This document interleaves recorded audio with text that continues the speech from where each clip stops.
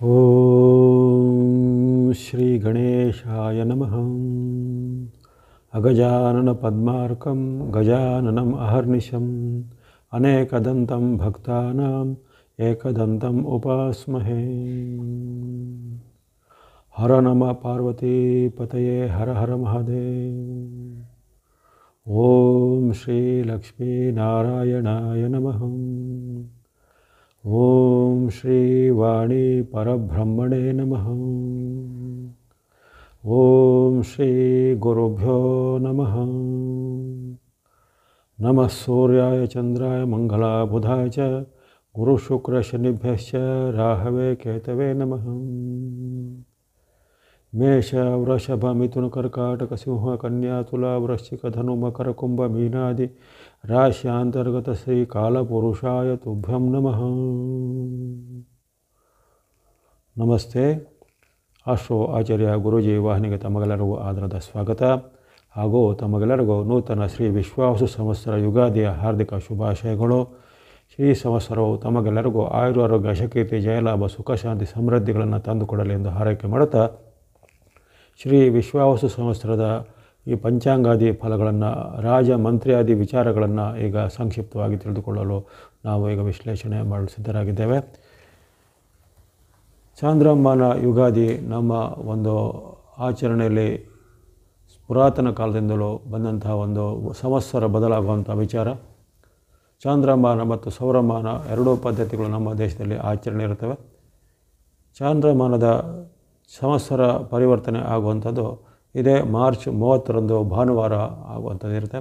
ನಾವು ವ್ಯಾವಹಾರಿಕವಾಗಿ ಕ್ಯಾಲೆಂಡರ್ಗಳ ಬಳಕೆಯನ್ನು ಮಾಡ್ತಾಯಿದ್ದರೂ ಅಲ್ಲಿ ನಮ್ಮ ಒಂದು ಹಬ್ಬ ಹರಿದಿನಗಳು ಜೊತೆಗೆ ನಮ್ಮ ಒಂದು ಜನ್ಮದ ವಿಚಾರವಿರ್ಬೋದು, ಶುಭ ಕಾರ್ಯಗಳ ವಿಚಾರ ಇರ್ಬೋದು, ಅಥವಾ ಇನ್ನಿತರ ಷೋಡಶ ಸಂಸ್ಕಾರಗಳು ಅಂತ ಹೇಳ್ತೇವೆ, ಅಂಥ 16 ಸಂಸ್ಕಾರಗಳು ಇವೆಲ್ಲ ನಿಗದಿಪಡಲಿಕ್ಕೆ ನಾವು ಚಾಂದ್ರಮಾನ ಪಂಚಾಂಗವನ್ನು ವಾರ ತಿಥಿ ಕರ್ಣ ಯೋಗ ನಕ್ಷತ್ರಾದಿಗಳೆಂಬಂತಹ ಪಂಚ ಅಂಗಗಳಿಂದ ರೂಪಿತವಾದಂತಹ ಪಂಚಾಂಗವನ್ನು ಅನುಸರಣೆ ಮಾಡುವಂಥದ್ದು ಇಂದಿಗೂ ನಡೀತಾ ಬಂದಿದೆ. ಹಾಗಾಗಿ ಈ ಯುಗಾದಿಯ ಹಬ್ಬವನ್ನು ನಾವು ಆಚರಣೆ ಮಾಡುವಂಥದ್ದು. ಆ ಯುಗಾದಿಯ ಪರ್ವಕಾಲದಲ್ಲಿ ಅಲ್ಲಿ ನಾವು ಮನೆ ಅಥವಾ ನಮ್ಮ ಎಲ್ಲ ವಾತಾವರಣನ ಸ್ವಚ್ಛಗೊಳಿಸಿ ಶುಚಿರ್ಭೂತರಾಗಿ ಪ್ರಾತಃ ಕಾಲದಲ್ಲಿ ನಮ್ಮ ಇಷ್ಟ ದೇವತೆ ಕುಲದೇವತೆ ಹಾಗೂ ಗುರು ಹಿರಿಯರನ್ನು ವಂದನೆ ಮಾಡುತ್ತಾ, ಹಾಗೆ ಲೋಕಚಕ್ಷುವಾದ ಆತ್ಮಸ್ವರೂಪವಾದ ಭಾಸ್ಕರ ಅಂದರೆ ಸೂರ್ಯನಾರಾಯಣನ ವಂದಿಸಿಕೊಂಡು ಅಲ್ಲಿ ನಮ್ಮ ಕುಲಾಚಾರವಾಗಿ ಬಂದಂತಹ ಆಚರಣೆಗಳನ್ನು ಮಾಡಿ ಪಂಚಾಂಗ ಪೂಜೆ ಇತ್ಯಾದಿಗಳನ್ನು ಮಾಡಿಕೊಂಡು ನಮ್ಮ ಇಷ್ಟ ದೇವತೆ ಕುಲದೇವತೆ ಗ್ರಾಮ ದೇವತೆಗಳ ಸ್ಮರಣೆ ಮಾಡಿಕೊಂಡು ಗುರು ಹಿರಿಯರ ಆಶೀರ್ವಾದ ಪಡೆದು ಅಲ್ಲಿ ಬೇವು ಬೆಲ್ಲವನ್ನು ಸ್ವೀಕಾರ ಮಾಡುವಂಥ ಒಂದು ಪದ್ಧತಿ ಇರುತ್ತೆ. ಆ ಬೇವು ಬೆಲ್ಲವನ್ನು ನಿವೇದಿಸಿಕೊಂಡು ಶತಾಯುರ್ ವಜ್ರದೇಹಾಯ ಸರ್ವಸಂಪತ್ಕರಾಯ ಚ ಸರ್ವಾರಿಷ್ಟ ವಿನಾಶಾಯ ನಿಂಬ ಕದಳ ಭಕ್ಷಣಂ ಅಂತ ಹೇಳಿ, ಹಾಗಾಗಿ ಅಲ್ಲಿ ಆ ಒಂದು ಸಂವತ್ಸರದಲ್ಲಿ ಬರುವಂಥ ಸಿಹಿ ಕಹಿ ಮತ್ತು ಬೇವು ಬೆಲ್ಲ ಇವೆಲ್ಲ ಸಮಾನವಾಗಿ ಸ್ವೀಕರಿಸಿ ನಮಗೆ ಒಂದು ಆತ್ಮಬಲವನ್ನು, ನಮಗೆ ಮನೋಬಲವನ್ನು, ಜೊತೆಗೆ ಈ ಸಂವತ್ಸರದಲ್ಲಿ ಬರತಕ್ಕಂಥ ಏರುಪೇರುಗಳಿಂದ ನಾವು ವಿಚಲಿತರಾಗದೆ ನಾವು ಒಂದು ನಮ್ಮ ಅನನ್ಯ ದೈವ ಭಕ್ತಿಯನ್ನು ಶ್ರದ್ಧೆಯನ್ನು ಮುಂದುವರಿಸಿ ನಮ್ಮ ವೃತ್ತಿ ಅಥವಾ ನಮ್ಮ ಒಂದು ಕಾರ್ಯ ಚಟುವಟಿಕೆ ಏನಂದರೆ ಅದರಲ್ಲಿ ಯಶಸ್ಸನ್ನು ಕೀರ್ತಿಯನ್ನು ಲಾಭವನ್ನು ಜೊತೆಗೆ ಆರೋಗ್ಯವನ್ನು ಪಡೆದು, ಹಾಗಾಗಿ ಶತಾಯುರ್ ವಜ್ರದೇಹ ಅಂತ ಹೇಳ್ತಾರೆ. ಆ ರೀತಿ ಅಂತಹ ಒಂದು ಉತ್ತಮ ಆರೋಗ್ಯ ಸೌಭಾಗ್ಯವನ್ನು ಪಡೆಯುವಂಥದ್ದಾಗಲಿ ಎಂದು ನಾವು ಆ ಪರಮಾತ್ಮನನ್ನು ಪ್ರಾರ್ಥನೆ ಮಾಡುವಂಥದ್ದು. ಇವೆಲ್ಲವೂ ಒಂದು ಒಳ್ಳೆಯ ವಿಚಾರ. ಯುಗಾದಿಯ ಆಚರಣೆಯು ನಮ್ಮಲ್ಲಿ ಒಂದು ಧನಾತ್ಮಕ ಶಕ್ತಿಯನ್ನು, ಮನಸ್ಸಿಗೆ ಒಂದು ಹುಮ್ಮಸ್ಸನ್ನು ಉಲ್ಲಾಸವನ್ನು ತುಂಬುತ್ತದೆ. ಜೊತೆಗೆ ಈ ಕಾಲದಲ್ಲಿ ಆಗುವಂಥ ಋತುಗಳ ಪರಿವರ್ತನೆ, ಕಾಲಗಳಲ್ಲಿ ಆಗುವಂಥ ಕಾಲಚಕ್ರದ ಪರಿವರ್ತನೆ, ಅಲ್ಲಿ ಚೈತ್ರ ಮಾಸ, ವಸಂತ ಋತು, ಅಲ್ಲಿ ವಿಶೇಷವಾಗಿ ವಿವಿಧ ರೀತಿಯ ಫಲಪುಷ್ಪಗಳು ಆವಾಗ ಒಂದು ಇದಾಗಿ ಬರುವಂಥದ್ದು, ಜಗತ್ತಿನಲ್ಲಿ ಎಲ್ಲೆಡೆ ತಲ್ಲಣವಾಗಿ ಬರುವಂಥದ್ದು. ವಿಶೇಷವಾಗಿ ಈ ವಿವಿಧ ರೀತಿಯ ಮಾವು ಇರ್ಬೋದು, ಹಲಸಿನ ಹಣ್ಣು ಇರ್ಬೋದು, ಅಥವಾ ಇನ್ನಿತರ ಬೇರೆ ಬೇರೆ ರೀತಿಯ ಆ ಕಾಲಮಾನಕ್ಕೆ ವಸಂತ ಋತುವಿನ ಕಾಲದಲ್ಲಿ ಬರುವಂಥ ವಿವಿಧ ರೀತಿಯ ಫಲಪುಷ್ಪಗಳು ಆ ಒಂದು ನಮಗೆ ಹಬ್ಬವನ್ನು ಆಚರಣೆ ಮಾಡಲಿಕ್ಕೆ ಪ್ರೇರಣೆ ಕೊಡುತ್ತದೆ.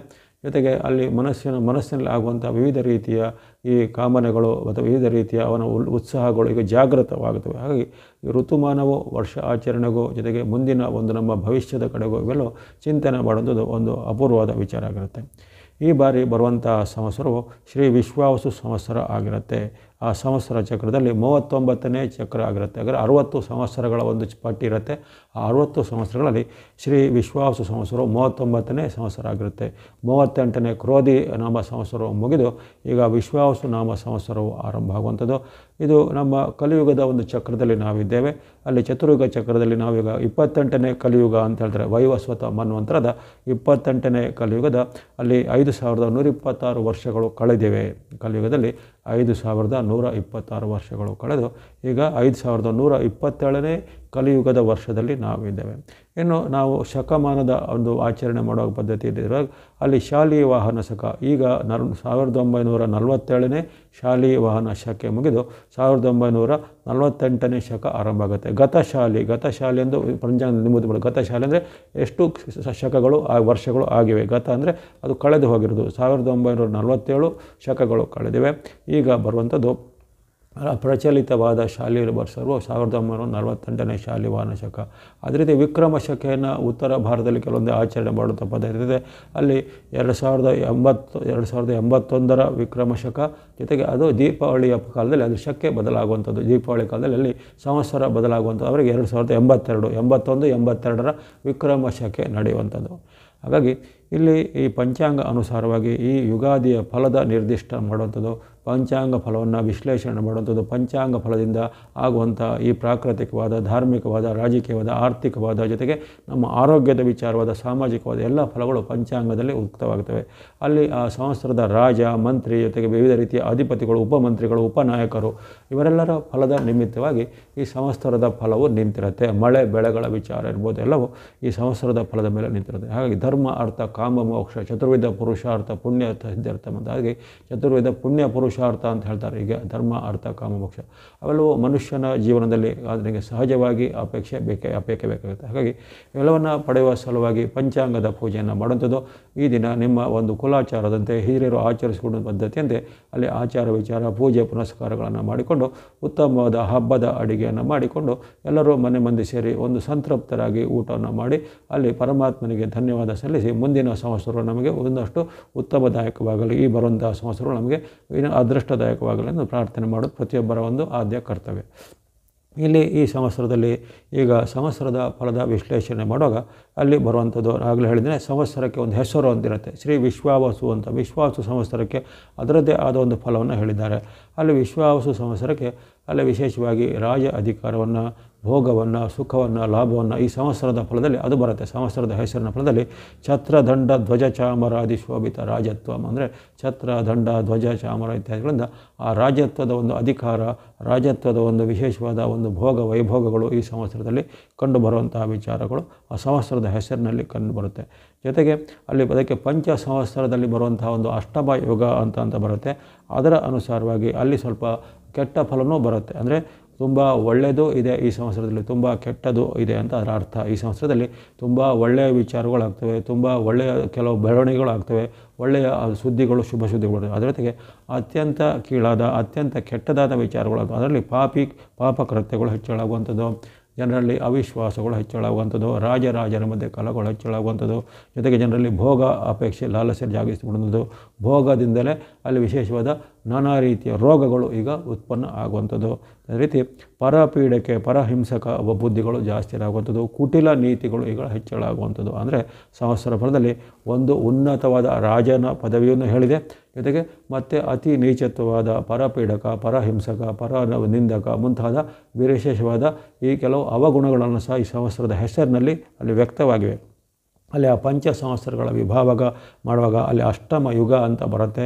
ಆ ಅಷ್ಟಮ ಯುಗದಲ್ಲಿ ಬರುವಂತಹ ವಿಚಾರದಲ್ಲಿ ಅಲ್ಲಿ ಅದಕ್ಕೆ ಪಾಪ, ಭೋಗ ಜೊತೆಗೆ ನಾನಾ ರೀತಿಯ ಪರಪೀಡಕ, ಪರಹಿಂಸಕ, ಪರನಿಂದಕ ಮುಂತಾದ ಅನೇಕ ರೀತಿಯ ಅವಗುಣಗಳು ಜೊತೆಗೆ ನಾನಾ ರೋಗಾದಿಗಳು ಇವೆಲ್ಲವೂ ವ್ಯಕ್ತವಾಗುತ್ತೆ. ಹಾಗಾಗಿ ಯೋಗನೂ ಇದೆ, ಭೋಗನೂ ಇದೆ, ರೋಗನೂ ಇದೆ. ಈ ರೀತಿ ಅಲ್ಲಿ ಸಂವತ್ಸರದಲ್ಲಿ ಸ್ವಲ್ಪ ಬಹಳಷ್ಟು ಮಿಶ್ರ ಫಲಗಳು ಸಂವತ್ಸರದ ಹೆಸರಿನಲ್ಲೇ ವ್ಯಕ್ತವಾಗ್ತವೆ.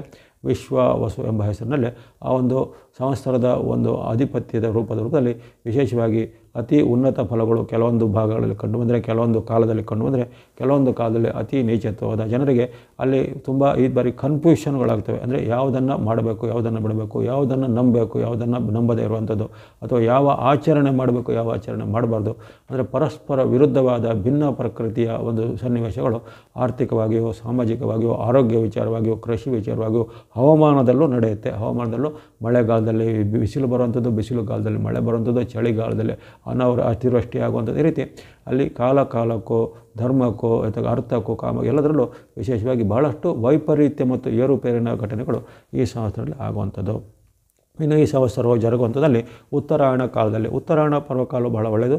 ಉತ್ತರಾಯಣದಲ್ಲಿ ಬರುವಂತಹ ಕಾರಣವು ಧರ್ಮ, ಅರ್ಥ, ಕಾಮ, ಮೋಕ್ಷಾದಿ ಸಮತೋಲನ ಗುಣವಂತ ರೂಪದಲ್ಲಿ ಇದು ಉತ್ತರಾಯಣ ಪರ್ವಕಾಲ ಇದೆ. ಇನ್ನು ವಸಂತ ಋತು ಬರುವಂಥದ್ದು ಬಹಳಷ್ಟು ಉತ್ತಮ. ಜನರಲ್ಲಿ ಉತ್ತಮವಾದ ಉತ್ಸಾಹವನ್ನು, ಉಲ್ಲಾಸವನ್ನು, ಸಾಹಸವನ್ನು, ಧೈರ್ಯವನ್ನು, ಜೊತೆಗೆ ರಸಿಕತೆಯನ್ನು ಎಲ್ಲ ಕೊಡುವಂಥ ಋತು ಆಗಿರುತ್ತೆ. ಇನ್ನು ಚೈತ್ರ ಮಾಸದ ಫಲವಾಗಿ ಅಂದರೆ ಬೇರೆ ಬೇರೆ ಈ ಪಂಚ ಅಂಗಗಳು ಜೊತೆಗೆ ಅಲ್ಲಿರುವಂಥ ಋತುಮಾನಗಳ ವಿಚಾರವಾಗಿ ಸಹ ಬೇರೆ ಬೇರೆ ಫಲಗಳು ನಡೆದಿದ್ದಾರೆ. ಚೈತ್ರ ಮಾಸವು ವಿಶೇಷವಾಗಿ ಅಲ್ಲಿ ಹರ್ಷವನ್ನು, ವಿಶೇಷವಾದ ಒಂದು ರೂಪವನ್ನು, ಲಾವಣ್ಯವನ್ನು ಕೊಡುವಂಥದ್ದಾಗುತ್ತೆ. ಜೊತೆಗೆ ಇಲ್ಲಿ ಸ್ವಲ್ಪ ಅಹಂನ ವಿಚಾರಗಳು ಬರ್ತವೆ. ಚೈತ್ರ ಮಾಸದಲ್ಲಿ ಬರುವಂಥವರಿಗೆ ಸ್ವಲ್ಪ ಆ ಚೈತ್ರ ಮಾಸದಲ್ಲಿ ಬರುವಂಥ ವಿಚಾರದಲ್ಲಿ ಅಹಂ ಪ್ರವೃತ್ತಿ ಜಾಸ್ತಿ ಇರುತ್ತೆ. ಜೊತೆಗೆ ಒಂದು ರೂಪ ಮತ್ತು ಸೌಂದರ್ಯದ ಹುಚ್ಚು ಅಂತ ಇರ್ತವೆ. ರೂಪ ಮತ್ತು ಸೌಂದರ್ಯದ ಹುಚ್ಚು ಇದು ಇರುವಂಥದ್ದು ಈ ಕಾಲದಲ್ಲಿ, ಈ ಸಂವತ್ಸರದಲ್ಲಿ ಸ್ವಲ್ಪ ಕಂಡು ಬರುತ್ತೆ. ಅಂದರೆ ಈ ಜನರು ತಮ್ಮ ಗುಣಕ್ಕಿಂತ ಈಗ ಅಲ್ಲಿ ರೂಪಕ್ಕೆ ಬೆಲೆ ಕೊಡುವಂಥದ್ದು, ಜನರ ಒಂದು ಸತ್ಯ ಮತ್ತು ಧರ್ಮಕ್ಕೆ ಬೆಲೆ ಕೊಡೋದಕ್ಕಿಂತ ಅಲ್ಲಿ ಹೊರಗಿನ ಪ್ರದರ್ಶನಕ್ಕೆ, ಅಂದರೆ ಬಾಹ್ಯ ಪ್ರದರ್ಶನಕ್ಕೆ ಹೆಚ್ಚು ಬೆಲೆ ಕೊಡುವಂಥ ವಿಚಾರಗಳು ಆಗ್ತವೆ. ಜೊತೆಗೆ ಈ ಕಾಲದಲ್ಲಿ ಈ ಚೈತ್ರದ ಮಾಸದ ಫಲವಾಗಿ ಜನರಲ್ಲಿ ಇದ್ದಕ್ಕಿದ್ದಂತೆ ಕ್ರೋಧತೆ ಹೆಚ್ಚಾಗುವಂಥದ್ದು, ಜೊತೆಗೆ ಈ ಭೋಗಾಸಕ್ತಿಗಳು ಹೆಚ್ಚಾಗುವಂಥದ್ದು. ಕ್ರೋಧ ಮತ್ತು ಭೋಗಾಸಕ್ತಿ, ಕಾಮ ಕ್ರೋಧ ಅಂತ ಹೇಳ್ತೀವಲ್ಲ, ಹಾಗೆ ಅರಿಷಡ್ ವೈರ್ಗಳಲ್ಲಿ ಅಲ್ಲಿ ಕ್ರೋಧ ಮತ್ತು ಕಾಮ ಇತ್ಯಾದಿಗಳು ಸ್ವಲ್ಪ ಈ ಚೈತ್ರದ ಮಾಸದ ಫಲವಾಗಿ ಹೆಚ್ಚಳ ಆಗುವಂಥದ್ದು. ಇನ್ನು ಶುಕ್ಲ ಪಕ್ಷದ ಪಾಡ್ಯಮಿ ಫಲವಾಗಿ, ಶುಕ್ಲ ಪಕ್ಷದ ಪಾಡ್ಯಮಿ ಉತ್ತಮವಾಗಿರುವಂಥದ್ದು. ಅಲ್ಲಿ ವಿಶೇಷವಾಗಿ ಜನರಲ್ಲಿ ಒಂದು ಕೆಲವೊಮ್ಮೆ ಧರ್ಮ ಜಾಗೃತಿ ಬರುತ್ತೆ, ಜೊತೆಗೆ ಕೆಲವೊಮ್ಮೆ ಕರ್ಮ ಜಾಗೃತಿ ಬಂದು ಅಲ್ಲಿ ದುರ್ವ್ಯಸನಗಳ ಕಡೆಗೆ, ದುಶ್ಚಟಗಳ ಕಡೆಗೆ, ಕುಲಹೀನವಾದ ಆಚಾರಗಳ ಕಡೆಗೆ, ದುಷ್ಟ ಸಂಘಗಳ ಕಡೆಗೆ ಎಲ್ಲ ಹೋಗೊಂದು ಈ ಪಾಡ್ಯಮಿಯ ಫಲವಾಗಿ, ಯುಗಾದಿಯ ಪಾಡ್ಯಮಿಯ ಫಲವಾಗಿ ಅಂಥ ಒಂದು ವಿಚಾರಗಳು ಬರ್ತವೆ. ಜನರಲ್ಲಿ ಒಂದು ಪರಸ್ಪರ ವಿರುದ್ಧವಾದ ನಂಬಿಕೆಗಳು, ಪರಸ್ಪರ ವಿರುದ್ಧವಾದ ಭಾವನೆಗಳು ಬರುವಂಥದ್ದು. ಒಮ್ಮೆ ತುಂಬ ಭಕ್ತಿ, ಮತ್ತೊಮ್ಮೆ ತೀರಾ ನಾಸ್ತಿಕತೆ, ಒಮ್ಮೆ ಅತ್ಯಂತವಾದ ಧಾರ್ಮಿಕವಾದ ಶ್ರದ್ಧೆಗಳಂತ, ಮತ್ತೊಮ್ಮೆ ಅಧರ್ಮದ ಕಡೆಗೆ ಬಾಳುವಂಥದ್ದು, ಒಮ್ಮೆ ನ್ಯಾಯಪರವಾದ ಕೆಲಸಗಳಲ್ಲಿ ಭಾಗಿಯಾಗುವಂಥದ್ದು, ಮತ್ತೊಮ್ಮೆ ಅನ್ಯಾಯ ಕೆಲಸ ಮಾಡೋದು, ಒಮ್ಮೆ ಜನಸೇವೆಯ ಮುಖವಾಡ ತೊಡೋದು, ಆಮೇಲೆ ಜನರಿಗೆ ಅಥವಾ ಈ ಸಮಾಜಕ್ಕೆ ಏನಾದರೂ ಒಂದು ಕಂಟಕವಾಗುವಂಥ ಕೆಲಸ. ಈ ರೀತಿ ನೀವು ಈಗ ಯಾರನ್ನು ಅನಲೈಸ್ ಮಾಡೋದು ಸ್ವಲ್ಪ ಕಷ್ಟ ಆಗುವಂಥ ವಿಚಾರಗಳು ಈ ಸಂವತ್ಸರದಲ್ಲಿ ವ್ಯಕ್ತವಾಗ್ತವೆ. ಆಗಲೇ ಹೇಳಿದ್ದೇನೆ, ತುಂಬ ಒಳ್ಳೆಯದಿದೆ, ತುಂಬ ಕೆಟ್ಟಗಳಿದೆ. ಪರಸ್ಪರ ವಿರುದ್ಧವಾದ ಘಟನೆಗಳು ಜನರ ಮನಸ್ಸಿನಲ್ಲೋ, ಮನೆಗಳಲ್ಲೋ, ರಾಜ್ಯಗಳಲ್ಲೋ, ದೇಶಗಳಲ್ಲೋ ನಡೆಯುತ್ತವೆ. ಅಲ್ಲಿ ಆಳುವವರಿಗೂ ಹಾಗೆ ಅಲ್ಲಿ ರಾಜರ ಫಲಗಳನ್ನು ಮುಂದೆ ಹೇಳಲಿದ್ದೇನೆ. ಇದು ಈಗ ಈ ಪಂಚಾಂಗದ ವಾರ, ತಿಥಿ, ಕರಣ, ನಕ್ಷತ್ರದ ವಿಚಾರವಾಗಿ ಹೇಳುವಂಥದ್ದು. ಇನ್ನು ರವಿವಾರ ಬಂದಿದೆ. ಈ ವಾರ ಸಂವತ್ಸರದ ಆರಂಭ ರವಿವಾರ ಅಥವಾ ಭಾನುವಾರ ಬಂದಿರೋ ಕಾರಣ ಅಲ್ಲಿ ಈ ಕಾಲದಲ್ಲಿ ಜನರಲ್ಲಿ ಪಿತ್ತ ಪ್ರಕೃತಿ ಹೆಚ್ಚಾಗುತ್ತೆ. ಪಿತ್ತ ನೆತ್ತಿಗೆ ಇರುವುದಂಥದ್ದು ಮಾತು ಬರುತ್ತೆ. ಪಿತ್ತ ಅಂದರೆ ಅಲ್ಲಿ ಅದು ಸಿಟ್ಟನ್ನು ಹೆಚ್ಚು ಮಾಡುತ್ತೆ. ಅವರಿಗೆ ಪಿತ್ತ ನೆತ್ತಿಗೇರಿತು, ಅವನು ಪಿತ್ತ ನೆತ್ತಿಗೇರಿ ಏನೇನೋ ಮಾತಾಡಿದಂಥ ಪಿತ್ತ ನೆತ್ತಿಗೆ ಅಂದರೆ ಅಲ್ಲಿ ಜನರಲ್ಲಿ ಕ್ರೋಧ, ಸಿಟ್ಟು, ಅಹಂಭಾವ ಇವೆಲ್ಲ ಹೆಚ್ಚಳ ಆಗುವಂಥದ್ದು ಈ ಸಂವತ್ಸರದಲ್ಲಿ ಸಾಮಾನ್ಯವಾಗಿ. ಇದು ಆ ಜನ, ಈ ಜನ, ಆ ರಾಶಿ, ಈ ರಾಶಿ ಅಂತಲ್ಲ, ಇದೆಲ್ಲ ಸಾರ್ವತ್ರಿಕ ಫಲ, ಎಲ್ಲರಿಗೂ ಅನ್ವಯ ಆಗುವಂಥದ್ದು. ಇದನ್ನು ರಾಶಿ ಫಲಕ್ಕೆ ನೀವು ಮೇಳೈಸ್ಕೊಳ್ಬಾರ್ದು, ಇದು ಎಲ್ಲರಿಗೂ ಅನ್ವಯ ಆಗುತ್ತೆ. ಜನರಲ್ಲಿ ಪಿತ್ತ ಪ್ರಕೃತಿ ಹೆಚ್ಚಳಾಗುತ್ತೆ. ಇನ್ನು ಪಿತ್ತದಿಂದ ಉಂಟಾಗುವ ಕೆಲವು ರೋಗಗಳು ಬರ್ತವೆ. ನಾವು ನೋಡಿದಾಗ ಈ ಜಾಂಡಿಸ್ ಅಂತ ಹೇಳ್ತೀವಿ ಉದಾಹರಣೆಗೆ. ಅದಕ್ಕೆ ಪಿತ್ತ ಕಾಮಾಲೆ ಎಂಬ ಒಂದು ಅಡ್ಡ ಹೆಸರಿದೆ ಗ್ರಾಮೀಣ ಭಾಗದಲ್ಲಿ, ಅದನ್ನು ಪಿತ್ತ ಕಾಮಾಲೆ ಅಂತ ಕರೀತಾರೆ. ಅಂತಹ ಕಾಮಾಲೆಗಳು, ಅದು ಜಾಂಡಿಸ್ ಅಂತ ರೋಗಗಳ ಹೆಚ್ಚಳ. ಜೊತೆಗೆ ಭಾಳಷ್ಟು ಲಿವರ್ಗೆ ಹೆಸರೇ, ಇನ್ನೊಂದು ಹೆಸರೇ ಪಿತ್ತಕೋಶ. ಕನ್ನಡದಲ್ಲಿ ಆ ಲಿವರನ್ನು ಕನ್ನಡದಲ್ಲಿ ಪಿತ್ತಕೋಶ ಅಂತ ಕರೀತಾರೆ. ಹಾಗಾಗಿ ಆ ಪಿತ್ತಕೋಶ ಮತ್ತು ಲಿವರ್ಗೆ ಸಂಬಂಧಿತವಾದ ರೋಗಗಳು, ಅಂಥ ಲಿವರ್ ಡ್ಯಾಮೇಜ್ಗಳು ನಾವೀಗ ಗಮನಿಸ್ತಾ ಇರ್ತೇವೆ. ಈಗಿನ ಒಂದು ದುಶ್ಚಟಗಳಿಂದ, ದುರಾಭ್ಯಾಸಗಳಿಂದ, ಆಹಾರ ಅಭ್ಯಾಸಗಳಿಂದ, ಅಥವಾ ಈ ಲೈಫ್ ಸ್ಟೈಲ್ನ ಒಂದು ಬೇರೆ ರೀತಿಯ ಕೆಟ್ಟ ಲೈಫ್ ಸ್ಟೈಲಿಂದ, ಜೀವನ ಶೈಲಿಯಿಂದ ಭಾಳಷ್ಟು ಜನರಿಗೆ ಈಗ ಎಳೆಯ ವಯಸ್ಸಿನಲ್ಲೂ ಪಿತ್ತದ ಡ್ಯಾಮೇಜ್ಗಳಾಗುವಂಥ, ಲಿವರ್ ಡ್ಯಾಮೇಜ್ಗಳಾಗುವಂಥದ್ದು, ಇಂಥ ಸೊರೋಸಿಸ್ಗಳಾಗುವಂಥ ನಾವು ಕೇಳ್ತಾ ಇರ್ತೇವೆ. ಹಾಗೆ ಅಂಥ ವಿಚಾರಗಳು ಈ ಸಂವತ್ಸರದಲ್ಲಿ ಹೆಚ್ಚಳ ಆಗ್ಬೋದು. ಪಿತ್ತ ಪ್ರಕೃತಿ, ಪಿತ್ತ ವಿಕಾರಗಳು ಹೆಚ್ಚಳ ಆಗುವಂಥದ್ದು. ಇನ್ನು ಈ ಕಾಲದಲ್ಲಿ ಪ್ರದರ್ಶನಕ್ಕಾಗಿ, ಜಂಬಕ್ಕಾಗಿ, ಆಡಂಬರಕ್ಕಾಗಿ ಒಂದು ದಾನ ಧರ್ಮಗಳನ್ನು ಮಾಡೋದು, ಸಮಾಜ ಸೇವೆ ಮಾಡೋದು, ಅಂದರೆ ನಿಜವಾದ ಉದ್ದೇಶ ಬೇರೆನೇ ಇರ್ಬೋದು, ಆದರೆ ಒಂದು ಪ್ರದರ್ಶನಕ್ಕಾಗಿ ನಾವು ನೋಡ್ತೇವೆ ಈಗ ಭಾಳಷ್ಟು ಒಂದು ಏನಾದರೂ ಒಂದು ಸಣ್ಣ ಒಂದು 10,000 ಯಾವುದೋ ಒಂದು ದಾನವನ್ನು ಕೊಡಲಿಕ್ಕೆ ಅವರು 1,00,000 ರೂಪಾಯಿನ ಅಲ್ಲಿ ಬೇರೆ ಬೇರೆ ರೀತಿಯ ಶೋ ಆಫ್ ಮಾಡಲಿಕ್ಕೆ, ವಿಡಿಯೋ ಮಾಡಲಿಕ್ಕೆ, ಬ್ಯಾನರ್ಗಳನ್ನು ಹಾಕಲಿಕ್ಕೆ ಅಥವಾ ಬೇರೆ ಬೇರೆ ರೀತಿಯಲ್ಲಿ ಪ್ರಚಾರಗಳನ್ನು ಮಾಡಲಿಕ್ಕೆ ಅದನ್ನು ಖರ್ಚು ಮಾಡ್ತಾರೆ. ಹಾಗೆ ಆ ಥರದ್ದು ಅಂತಹ ಒಂದು ಆಡಂಬರದ ವಿಚಾರಗಳು, ಅಂತಹ ಒಂದು ಬಹಿರಂಗ ಪ್ರದರ್ಶನದ ವಿಚಾರಗಳು ಅವೆಲ್ಲ ಸ್ವಲ್ಪ ಈ ಸಂವತ್ಸರದಲ್ಲಿ ಹೆಚ್ಚಳ ಆಗುತ್ತೆ.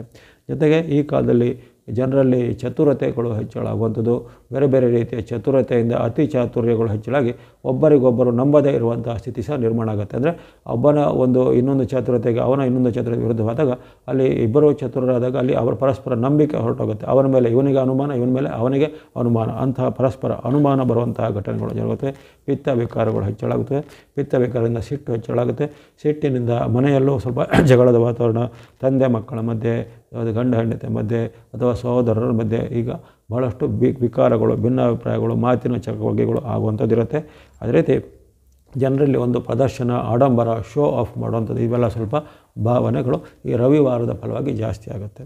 ಇನ್ನು ಐಂದ್ರ ಯೋಗ ಬಂದಿದೆ. ಇಲ್ಲಿ ಬರುವಂಥ ಯೋಗ ಅಂತ ಹೇಳ್ತಾರೆ, ಆಗಲೇ ಹೇಳಿದ್ದೀನಿ ವಾರ, ತಿಥಿ, ಕರ್ಣ, ನಕ್ಷತ್ರ ಯೋಗ ಅಂತೇಳಿ. ಇಲ್ಲಿ ಬರುವಂತಹ ಈ ಕರ್ಣವು ಈ ದಿನ ಐಂದ್ರ ಯೋಗ ಬರುವ ಕಾರಣ ಐಂದ್ರ ಯೋಗವು ಏನು ಹೇಳುತ್ತೆ ಅಂದರೆ ಅಲ್ಲಿ ವಿಶೇಷವಾಗಿ ಜನರಿಗೆ ಭೋಗಾಪೇಕ್ಷೆ ಜಾಸ್ತಿ ಇರುವಂಥದ್ದು, ಜೊತೆಗೆ ಬೇರೆ ಬೇರೆ ರೀತಿಯ ಸುಖಾಪೇಕ್ಷೆಗಳು ಜಾಸ್ತಿ ಇರುವಂಥದ್ದು. ಸುಖಕ್ಕಾಗಿ, ಭೋಗಕ್ಕಾಗಿ ತಮ್ಮ ಆರೋಗ್ಯವನ್ನು ಸಹ ಲೆಕ್ಕಿಸೋದಿಲ್ಲ.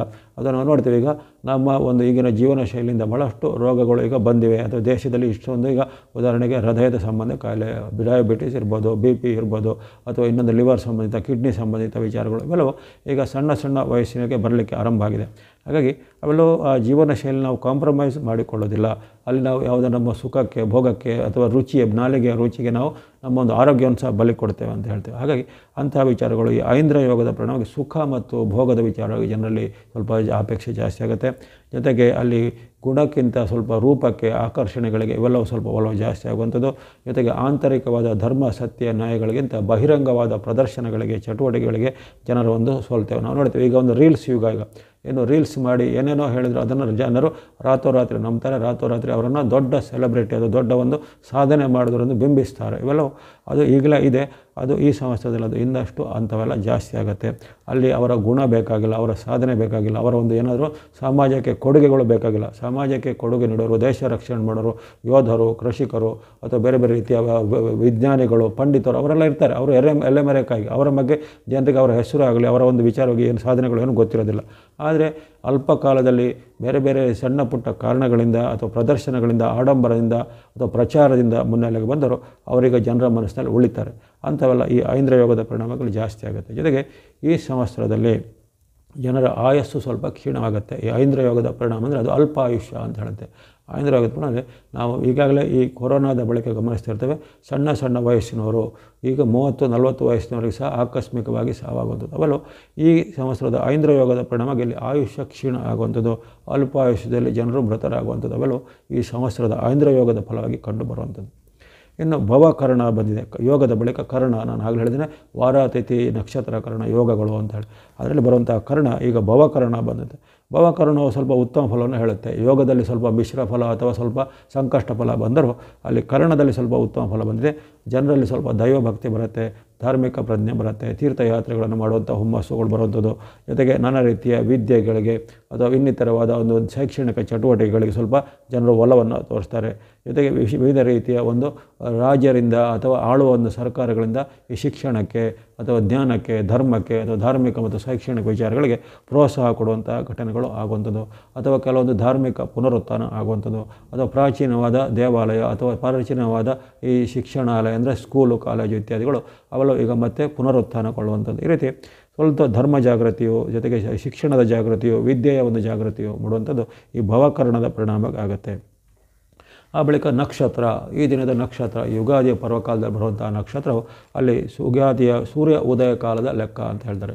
ಈಗ ಸಾಮಾನ್ಯವಾಗಿ ಈ ಯುಗಾದಿ ಆರಂಭ ಆಗೋದು ಹೇಗೆ ಅಂತ ಹೇಳಿದ್ರೆ ಪಂಚಾಂಗದಲ್ಲಿ ಉಲ್ಲೇಖ ಶ್ರೀಲಂಕಾ ನಗರದಲ್ಲಿ, ಲಂಕಾ ನಗರದಲ್ಲಿ ಈ ಒಂದು ಉದಯ ಆಗುವಂಥದ್ದು ಅಂತ ಹೇಳ್ತಾರೆ. ಲಂಕಾ ನಗರದಲ್ಲಿ ಉದಯ ಆದಾಗ ಅಲ್ಲಿ ಯುಗಾದಿ ಆರಂಭ ಆಯಿತು ಅಂತ ಹೇಳ್ತಾರೆ. ಹಾಗಾಗಿ ಅದು ಪ್ರಾಚೀನ ಕಾಲದಲ್ಲಿ ಅದು ಸುವರ್ಣ ಲಂಕೆ ಆಗಿತ್ತು. ಹಾಗಾಗಿ ಅಲ್ಲಿ ಸೂರ್ಯ ಉದಯದ ಕಾಲದ ಒಂದು ಲಗ್ನದ ಮೇಲೆ ಈ ವರ್ಷದ ಫಲ ಹೇಳುವಂಥದ್ದು. ಸೂರ್ಯ ಉದಯ ಕಾಲದಲ್ಲಿ ಯಾವ ರೀತಿ ಕುಂಡಲಿರುತ್ತೆ, ಈ ಸೂರ್ಯ ಉದಯ ಕಾಲದಲ್ಲಿ ರೇವತಿ ನಕ್ಷತ್ರದ 3ನೇ ಪಾದ ಬರುತ್ತೆ. ರೇವತಿ ನಕ್ಷತ್ರದ 3ನೇ ಪಾದವು ಅಲ್ಲಿ ಅದಕ್ಕೆ ವಿಶೇಷವಾಗಿ ಆ ಒಂದು ಬುಧನ ದಶಾ ನಕ್ಷತ್ರ ಆಗಿರುವಂಥದ್ದು. ರೇವತಿ ನಕ್ಷತ್ರ ಬುಧನ ದಶಾ ನಕ್ಷತ್ರ. ಅಲ್ಲಿ 3ನೇ ಪಾದಕ್ಕೆ ಬುಧ ಮತ್ತು ಶನಿಗಳು ಆಧಿಪತ್ಯ ಬರುತ್ತೆ. ಬುಧ ಮತ್ತು ಶನಿಯ ಆಧಿಪತ್ಯ ಬರುವಂಥದ್ದು. ಆ ಒಂದು ರೇವತಿ ನಕ್ಷತ್ರಕ್ಕೆ ಬರುವಂಥದ್ದು ಆನೆ ಅಥವಾ ಗಜ ಅಂತಂತಹ ಪ್ರಾಣಿ ಬರುತ್ತೆ. ಯೋನಿ ಅಥವಾ ಪ್ರಾಣಿ ಅಂತ ಹೇಳ್ತೇವೆ. ಅಲ್ಲಿ ಗಜ ಅಥವಾ ಆನೆ ಅಂದ ಪ್ರಾಣಿ ಬರುವಂಥದ್ದು. ಅಂತ್ಯನಾಡಿ ಬರುವಂಥದ್ದು. ಸಿಂಹವು ವೈರಿಯಾಗಿರುವಂಥದ್ದು. ಅಥವಾ ಮಧುಕ ಮರ ಅಂದರೆ ಇಪ್ಪೆ ಮರ ಅಂತ ಹೇಳ್ತಾರೆ. ಇಪ್ಪೆ ಮರವು ಮರ ಆಗಿರುವಂಥದ್ದು. ಅದಕ್ಕೆ ರಜ್ಜು ಪಾದರಜ್ಜು ಆಗಿರುತ್ತೆ. ಅದು ಲಿಂಗವು ಸ್ತ್ರೀಲಿಂಗವಾಗಿ ಇರುವಂಥದ್ದು. ಜೊತೆಗೆ ಈ ನಕ್ಷತ್ರವು ಮೃದು ಸ್ವಭಾವದ ನಕ್ಷತ್ರವಾಗಿರುವಂಥದ್ದು.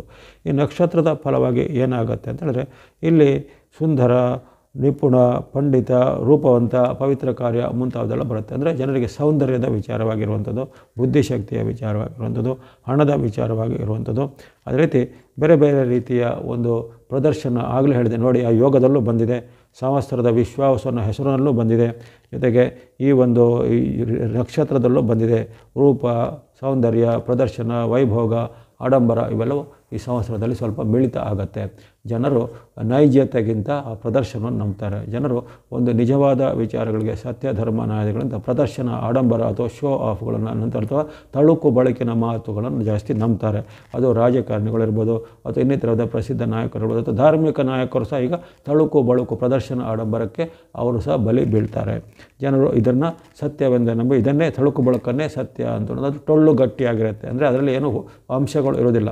ಆದರೆ ಅದನ್ನೇ ಬಾಹ್ಯವಾದ ಸೌಂದರ್ಯಕ್ಕೆ ಈ ರೇವತಿ ನಕ್ಷತ್ರವು ಅಂತಹ ಒಂದು ವಿಚಾರವನ್ನು ಸೂಚಿಸುವಂಥದ್ದು. ಜೊತೆಗೆ ಜನರಿಗೆ ಸ್ವಲ್ಪ ಧನ ಆಕರ್ಷಣೆ, ಅಲ್ಲಿ ಧರ್ಮ ಆಕರ್ಷಣೆಗಿಂತ ಧನ ಆಕರ್ಷಣೆ, ವೈಭೋಗದ ಆಕರ್ಷಣೆ, ಆಡಂಬರದ ಆಕರ್ಷಣೆಗಳು ಸ್ವಲ್ಪ ಜಾಸ್ತಿ ಆಗುವಂಥದ್ದೆಲ್ಲ ಇರುತ್ತೆ ರೇವತಿ ನಕ್ಷತ್ರದ ಫಲವಾಗಿ.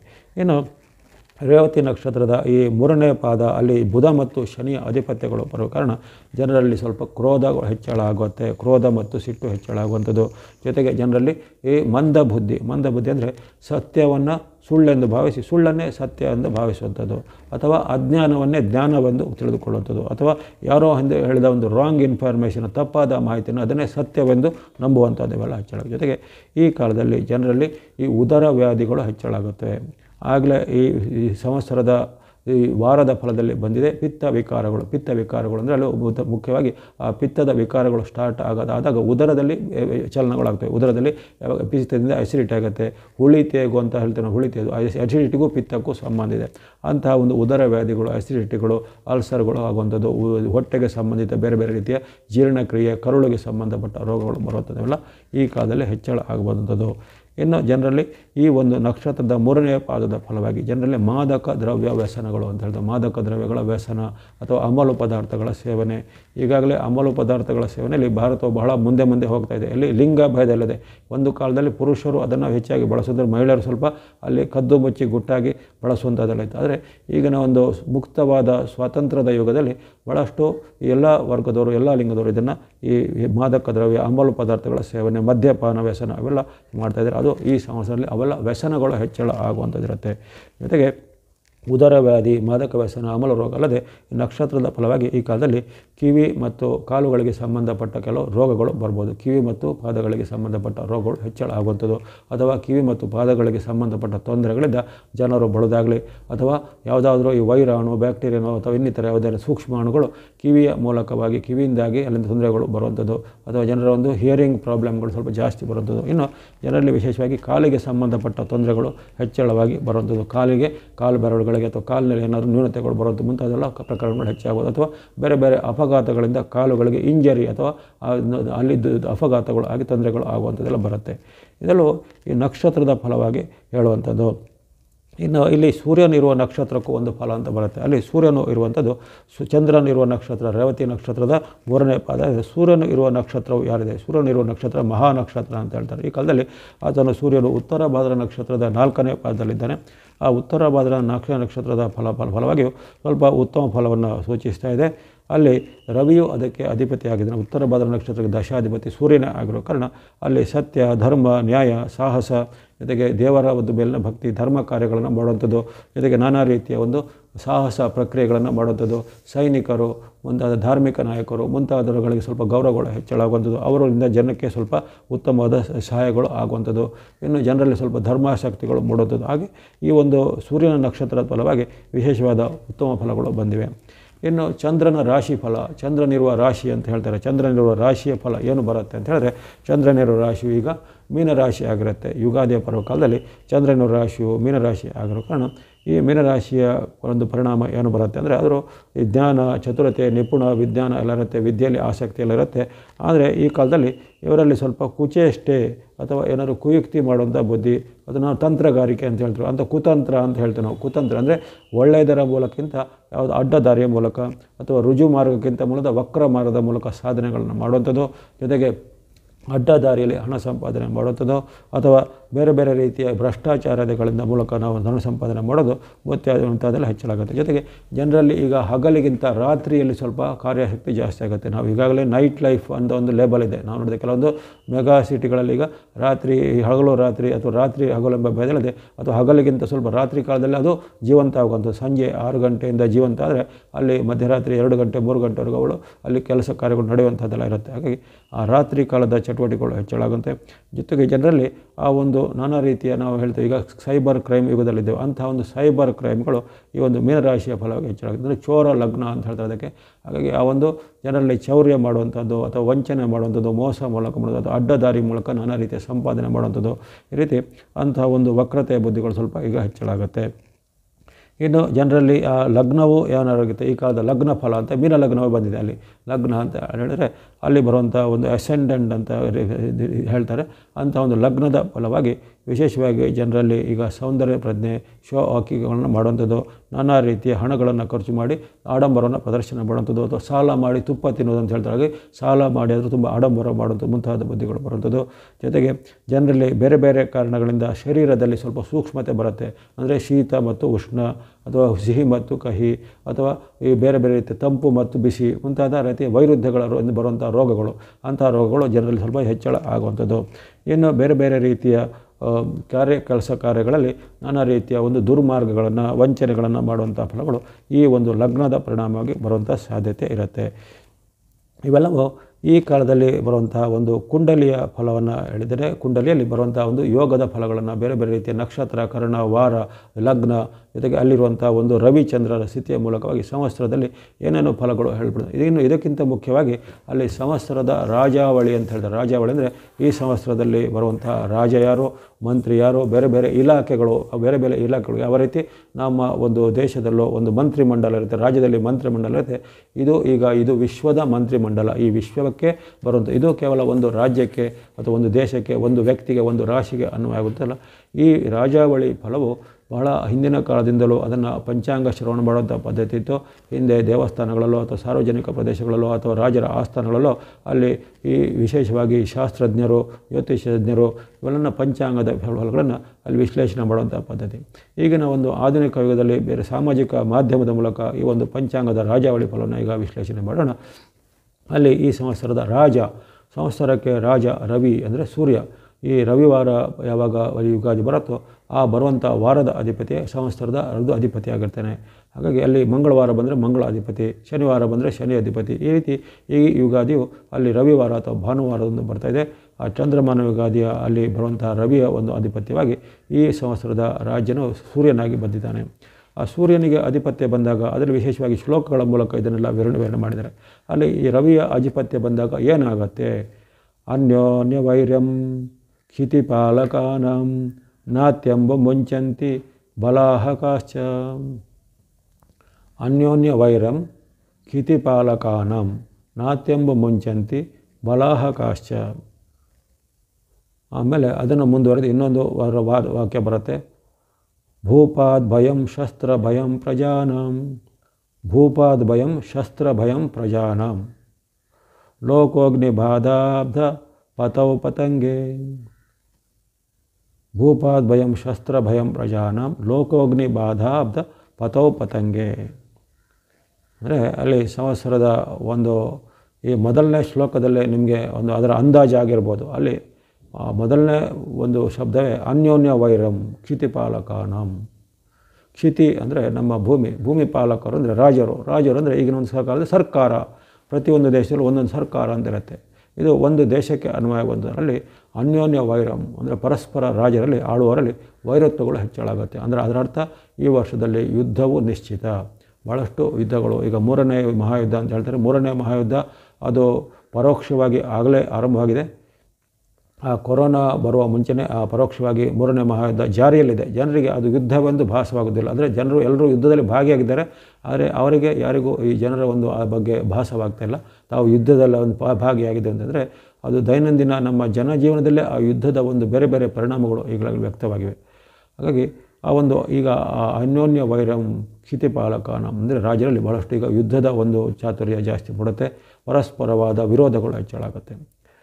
ಜೊತೆಗೆ ಈ ಕಾಲದಲ್ಲಿ ಜನರಿಗೆ ಶಸ್ತ್ರಗಳ ಭೀತಿ, ಭೂಪಾದ್ ಭಯಂ ಶಸ್ತ್ರ ಭಯಂ, ಜನರಿಗೆ ರಾಜ ಭಯಗಳು ಹೆಚ್ಚಳಾಗುತ್ತೆ. ಅಂದರೆ ಜನರ ಮೇಲೆ ಈಗ ಬೇರೆ ಬೇರೆ ರೀತಿಯ ದಂಡನೆಗಳು, ತೆರಿಗೆಗಳು, ಜೊತೆಗೆ ಬೇರೆ ಬೇರೆ ನೀತಿ ನಿಯಮಗಳ ಉಲ್ಲಂಘನೆ ಮಾಡಿದ್ದಕ್ಕೆ ಶಿಕ್ಷೆಗಳು ಹೆಚ್ಚಳಾಗುತ್ತೆ. ನಾನಾ ರೀತಿಯ ಒಂದು ರಾಜದಂಡ ಅಂತ ಹೇಳ್ತಾರೆ. ಅಂದರೆ ರಾಜನಿಗೆ ದಂಡಿಸುವ ಅಧಿಕಾರ ಅಂತ ರಾಜನಿಗೆ ಇರುತ್ತೆ. ಅಂದರೆ ಹಾಗಾಗಿ ಅಂಥ ಒಂದು ದಂಡನೆಗಳು ಜನರಿಗೆ ದಂಡನೆಗೆ ಒಳಗಾಗ್ತಾರೆ. ಜೊತೆಗೆ ಜನರ ಮೇಲೆ ನಾನಾ ರೀತಿಯ ಪ್ರತ್ಯಕ್ಷ ಮತ್ತು ಪರೋಕ್ಷವಾದ ರಿಸ್ಟ್ರಿಕ್ಷನ್ಗಳು ಹೆಚ್ಚಳಾಗಿ ಜನರಿಗೆ ಸ್ವಲ್ಪ ತುಂಬ ಕಷ್ಟಗಳು ಆಗ್ತವೆ.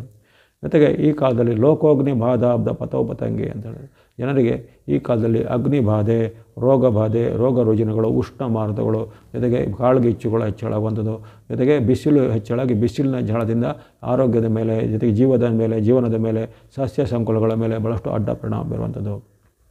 ಜೊತೆಗೆ ಈ ಕಾಲದಲ್ಲಿ ಅಗ್ನಿಬಾಧೆ ಅಷ್ಟೇ ಅಲ್ಲದೆ ರೋಗ ರುಜಿನಗಳು, ಅವಘಡಗಳು ಹೆಚ್ಚಳ ಆಗುವಂಥದ್ದು, ಪಿತ್ತ ವಿಕಾರಗಳು, ಉಷ್ಣ ವಿಕಾರಗಳು ಹೆಚ್ಚಳ ಆಗುವಂಥದ್ದು, ಕಲಹಗಳು ಹೆಚ್ಚಳ ಆಗುವಂಥದ್ದು, ಅಕಾಲ ವೃಷ್ಟಿ, ಅಗ್ನಿಬಾಧೆಗಳು ಹೆಚ್ಚಳ ಆಗುತ್ತವೆ. ಹಾಗಾಗಿ ಈ ರಾಜನ ರವಿಯ ಫಲ ಸಂವತ್ಸರದ ಆರಂಭದಲ್ಲೇ ಸ್ವಲ್ಪ ನಿರಾಶೆಯನ್ನು ಉಂಟು ಮಾಡುವಂಥ ಫಲವಾಗಿ ಬಂದಿದೆ.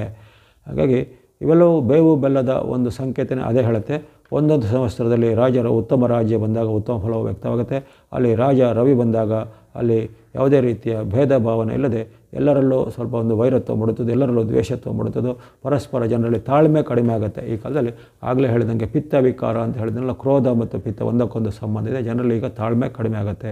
ವಾತಾವರಣದಲ್ಲಿ ಆಗುವ ವ್ಯತ್ಯಾಸ, ಉದಾಹರಣೆಗೆ ಈ ತಂಪು ಕಾಲದಲ್ಲಿ ಜನರ ಮನಸ್ಸು ಸ್ವಲ್ಪ ಪ್ರಸನ್ನವಾಗಿರುತ್ತೆ. ಮಳೆ ಬಂದಾಗ ಉತ್ತಮವಾದ ಚಳಿಯ ವಾತಾವರಣದಲ್ಲಿ ಜನರು ಸ್ವಲ್ಪ ಮನಸ್ಸು ಪ್ರಸನ್ನವಾಗಿರುತ್ತೆ. ಯಾವಾಗ ಈ ಒಂದು ವಾತಾವರಣದ ಉಷ್ಣತೆಗಳು ಹೆಚ್ಚಳಾಗೋದು ಅಥವಾ ಸೂರ್ಯನ ತಾಪಮಾನಗಳು ಇನ್ನೂ ಹೆಚ್ಚು ಜನರಲ್ಲಿ ಆವಾಗ ತಾಳ್ಮೆನೂ ಕೆಟ್ಟು ಹೋಗುತ್ತೆ. ಅದೇ ರೀತಿ ಆಳುವಂಥವ್ರು ಹಾಗೆ ತಾಳ್ಮೆ ಕೆಟ್ಟು ನಾನಾ ರೀತಿ ನಿರ್ಧಾರ ತೆಗೆದುಕೊಳ್ತಾರೆ. ಜನರಲ್ಲಿ ತಾಳ್ಮೆ ಕೆಟ್ಟು ಮನೆಗಳು ಜಗಳಗಳಾಗುವಂಥದ್ದು, ಮನೆ ಯಜಮಾನರಿಗೆ ಸ್ವಲ್ಪ ತೊಂದರೆಗಳು ಬರುವಂಥದ್ದು, ಆರೋಗ್ಯದಲ್ಲಿ ಸಹ ಏರುಪೇರುಗಳು ಬರುವಂಥದ್ದು, ಈ ರೀತಿ ಅನೇಕ ರೀತಿಯ ಸಾರ್ವತ್ರಿಕ ಫಲದಲ್ಲಿ ಅಷ್ಟೊಂದು ಉತ್ತಮವಾಗಿ ಬಂದಿಲ್ಲ.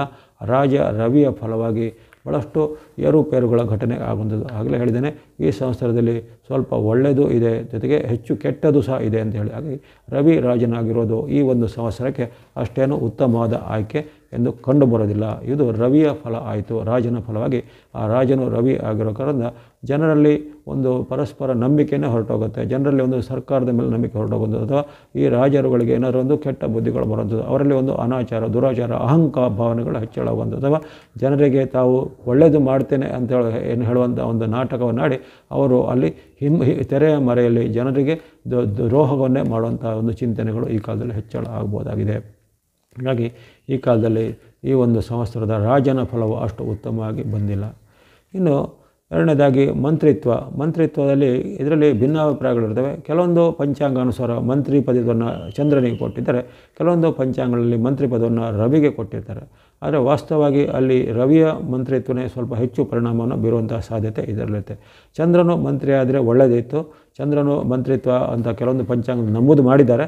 ಹಾಗಾಗಿ ಆ ಒಂದು ಅವರವರ ಒಂದು ಬೇರೆ ಬೇರೆ ಅಧ್ಯಯನಗಳ ಒಂದು ಭಿನ್ನಾಭಿಪ್ರಾಯಗಳು ಇದ್ದರೂ ಅಲ್ಲಿ ಚಂದ್ರನ ಮಂತ್ರಿದ್ರೆ ಪ್ರಜಾಕ್ಷೇಮ, ಸಸ್ಯವೃದ್ಧಿ, ಆರೋಗ್ಯ ವೃದ್ಧಿ ಇವೆಲ್ಲ ಚಂದ್ರನಿಂದ ಬರುತ್ತೆ. ಅದೇ ರೀತಿ ರವಿಗೆ ಒಂದು ಮಂತ್ರಿತ್ವವನ್ನು ಕೊಡಲ್ಪಟ್ಟಿದ್ದಾರೆ.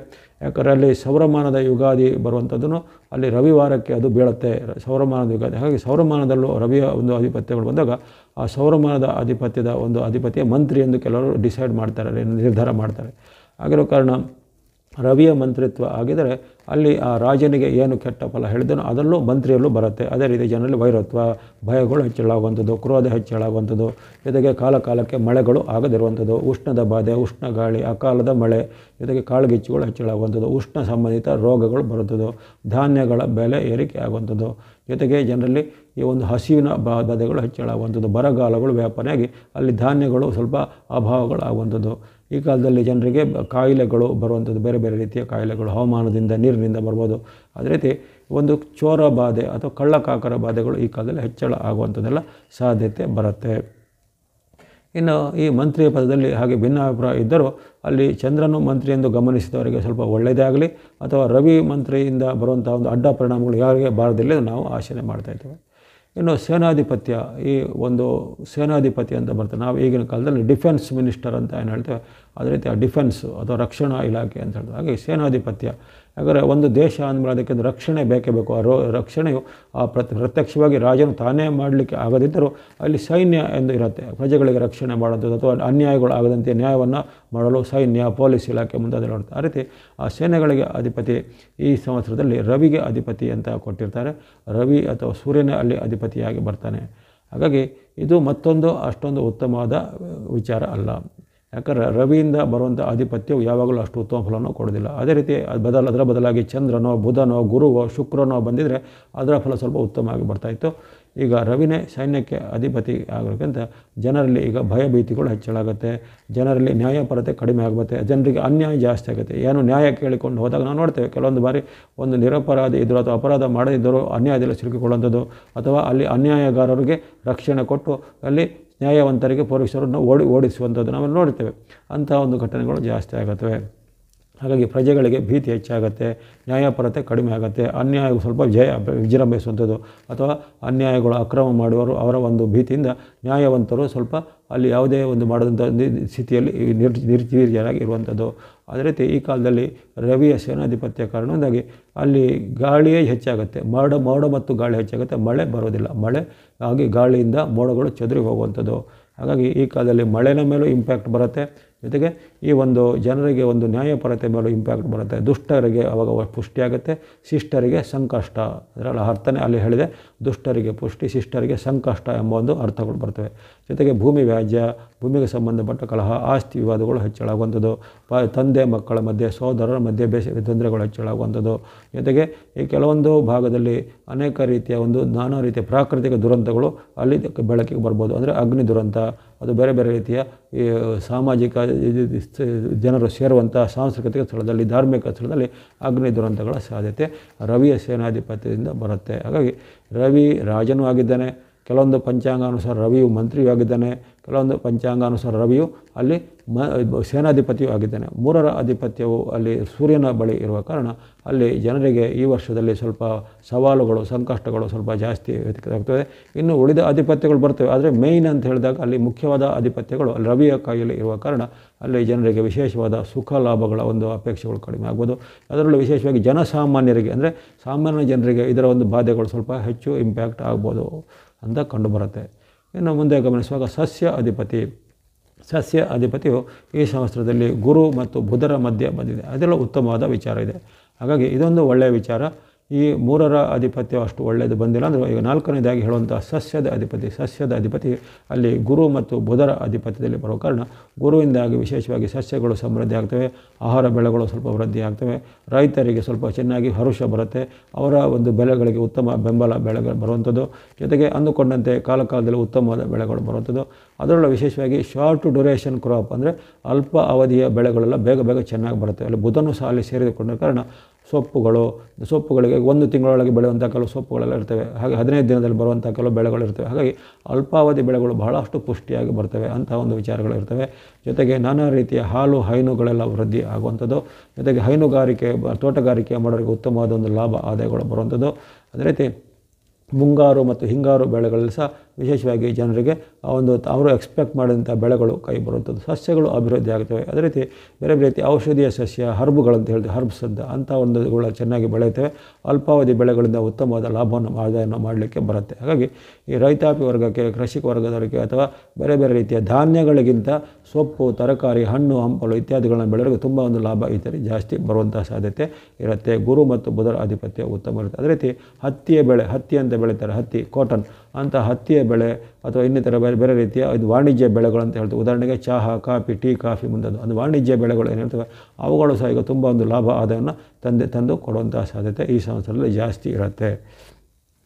ಇನ್ನು ಗಮನಿಸೋಣ ಧಾನ್ಯ ಅಧಿಪತ್ಯ. ಧಾನ್ಯ ಅಧಿಪತ್ಯವು ಈಗ ಮಂಗಳನ ಅಧಿಪತ್ಯದಲ್ಲಿ ಬಂದಿದೆ. ಅಲ್ಲಿ ಮುಖ್ಯವಾದ ಅಧಿಪತಿ ಮಂಗಳನು ಇದ್ದಾನೆ, ಜೊತೆಗೆ ಅಲ್ಲಿ ಉಪ ಅಧಿಪತಿಯಾಗಿ ಚಂದ್ರನೂ ಸೇರಿದ್ದಾನೆ. ಹಾಗಾಗಿ ಧಾನ್ಯದ ಅಧಿಪತಿಯಲ್ಲಿ ಮಂಗಳ ಮತ್ತು ಚಂದ್ರರ ಅಂಶವಾಗ ಮಂಗಳನಿಂದಾಗಿ ಧಾನ್ಯಗಳಲ್ಲಿ ಈಗ ಕೆಲವೊಂದು ಧಾನ್ಯಗಳು ಮಾತ್ರ ವೃದ್ಧಿ ಆಗ್ತವೆ. ಉದಾಹರಣೆಗೆ ಅಲ್ಲಿ ಕೆಂಪು ಬಣ್ಣದ ಧಾನ್ಯಗಳು, ತೊಗರಿ ಮುಂತಾದ ಧಾನ್ಯಗಳು, ತೊಗರಿ ಕಾಳು ಅಥವಾ ಕೆಂಪು ಬಣ್ಣದ ಕೆಲವು ಕಾಳುಗಳೆಲ್ಲ ಬರ್ತವೆ, ಅಂಥವು ಇರ್ಬೋದು.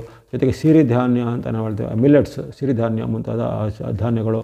ಏನು ಮೆಣಸಿನಕಾಯಿ, ಈ ಕೆಂಪು ಮೆಣಸಿನಕಾಯಿ ಇರ್ಬೋದು ಅಥವಾ ಬೇಡಗಿ ಇದೆಲ್ಲ ಹೇಳ್ತೇವೆ, ಅಂಥದ್ದೆಲ್ಲ ಬೇರೆ ಬೇರೆ ರೀತಿಯ ಮೆಣಸಿನಕಾಯಿ ಅಂಥ ಉತ್ಪನ್ನಗಳು ಅವೆಲ್ಲ ಸ್ವಲ್ಪ ಚೆನ್ನಾಗಿ ಬರುತ್ತೆ. ಅಲ್ಲದೆ ಈ ಒಂದು ಮುಂಗಾರಿಗಿಂತ ಹಿಂಗಾರಿನಲ್ಲಿ ಬರುವಂಥ ಒಂದು ಧಾನ್ಯಗಳು ಏನು ಬರ್ತವೆ ಅವೆಲ್ಲ ಸ್ವಲ್ಪ ಚೆನ್ನಾಗಿ ಬರುತ್ತೆ. ಮುಂಗಾರಿನಲ್ಲಿ ಧಾನ್ಯಗಳು ಸ್ವಲ್ಪ ಫೇಲ್ಯೂರ್ ಆಗ್ಬೋದು. ಹಾಗಾಗಿ ಅಂಥ ಒಂದು ಆಯ್ದ ಕೆಲವೇ ಧಾನ್ಯಗಳು ಚೆನ್ನಾಗಿ ಬರ್ಬೋದು ಹೊರತು ಉಳಿದ ಧಾನ್ಯಗಳಿಗೆ, ಉಳಿದ ಆಹಾರ ಧಾನ್ಯಗಳು ಉದಾಹರಣೆಗೆ ಅಕ್ಕಿ ಇರ್ಬೋದು, ಭತ್ತ ಇರ್ಬೋದು, ಅದು ಈ ರಾಗಿ ಇರ್ಬೋದು ಅಥವಾ ಇನ್ನಿತರ ಈ ಗೋಧಿ ಮುಂತಾದ ಧಾನ್ಯಗಳು ಅವೆಲ್ಲ ಸ್ವಲ್ಪ ಬೆಳೆ ಕಡಿಮೆ ಆಗ್ಬೋದು ಅಥವಾ ಅಂಥ ಬೆಳೆಗಳಿಗೆ ಸ್ವಲ್ಪ ಹಾನಿ ಆಗುವಂಥ ಸಾಧ್ಯತೆ ಇರುತ್ತೆ. ಅಲ್ಪಾವಧಿ ಬೆಳೆಗಳಿಗೆ ಕೆಲವೊಂದು ಧಾನ್ಯಗಳಿಗೆ ಮಾತ್ರ ಉತ್ತಮ ಫಲಗಳು ಕಂಡುಬರ್ತವೆ. ಇನ್ನು ಇತರ ಆಹಾರ ಧಾನ್ಯಗಳ ಬೆಳೆ ಹೆಚ್ಚಳ ಆಗುತ್ತೆ. ಅಕ್ಕಿ, ಗೋಧಿ ಇರ್ಬೋದು, ರಾಗಿ, ನವಣೆ ಇದೆಲ್ಲ ಇರ್ಬೋದು, ಅವೆಲ್ಲ ಬೆಲೆ ಹೆಚ್ಚಳ ಆಗುವಂಥದ್ದು. ಕೆಲವೊಂದು ಧಾನ್ಯಗಳು, ಕೆಲವೊಂದು ಬೇಳೆಕಾಳುಗಳು ಮಾತ್ರ ಸ್ವಲ್ಪ ಸಮೃದ್ಧಿಯಾಗಿ ಬಂದು ಬೆಲೆ ಕಡಿಮೆ ಆಗ್ಬೋದಾಗಿದೆ. ಮೆಣಸಿನಕಾಯಿನ ಬೆಲೆ ಸ್ವಲ್ಪ ಕಡಿಮೆ ಆಗ್ಬೋದು, ಅವೆಲ್ಲ ಚೆನ್ನಾಗಿ ಬರುತ್ತೆ. ಮೆಣಸಿನಕಾಯಿ ಅವೆಲ್ಲ ಚೆನ್ನಾಗಿ ಬೆಳೆ ಬಂದು ಅದರ ಬೆಲೆಗಳೆಲ್ಲ ಕಡಿಮೆ ಆಗುತ್ತೆ.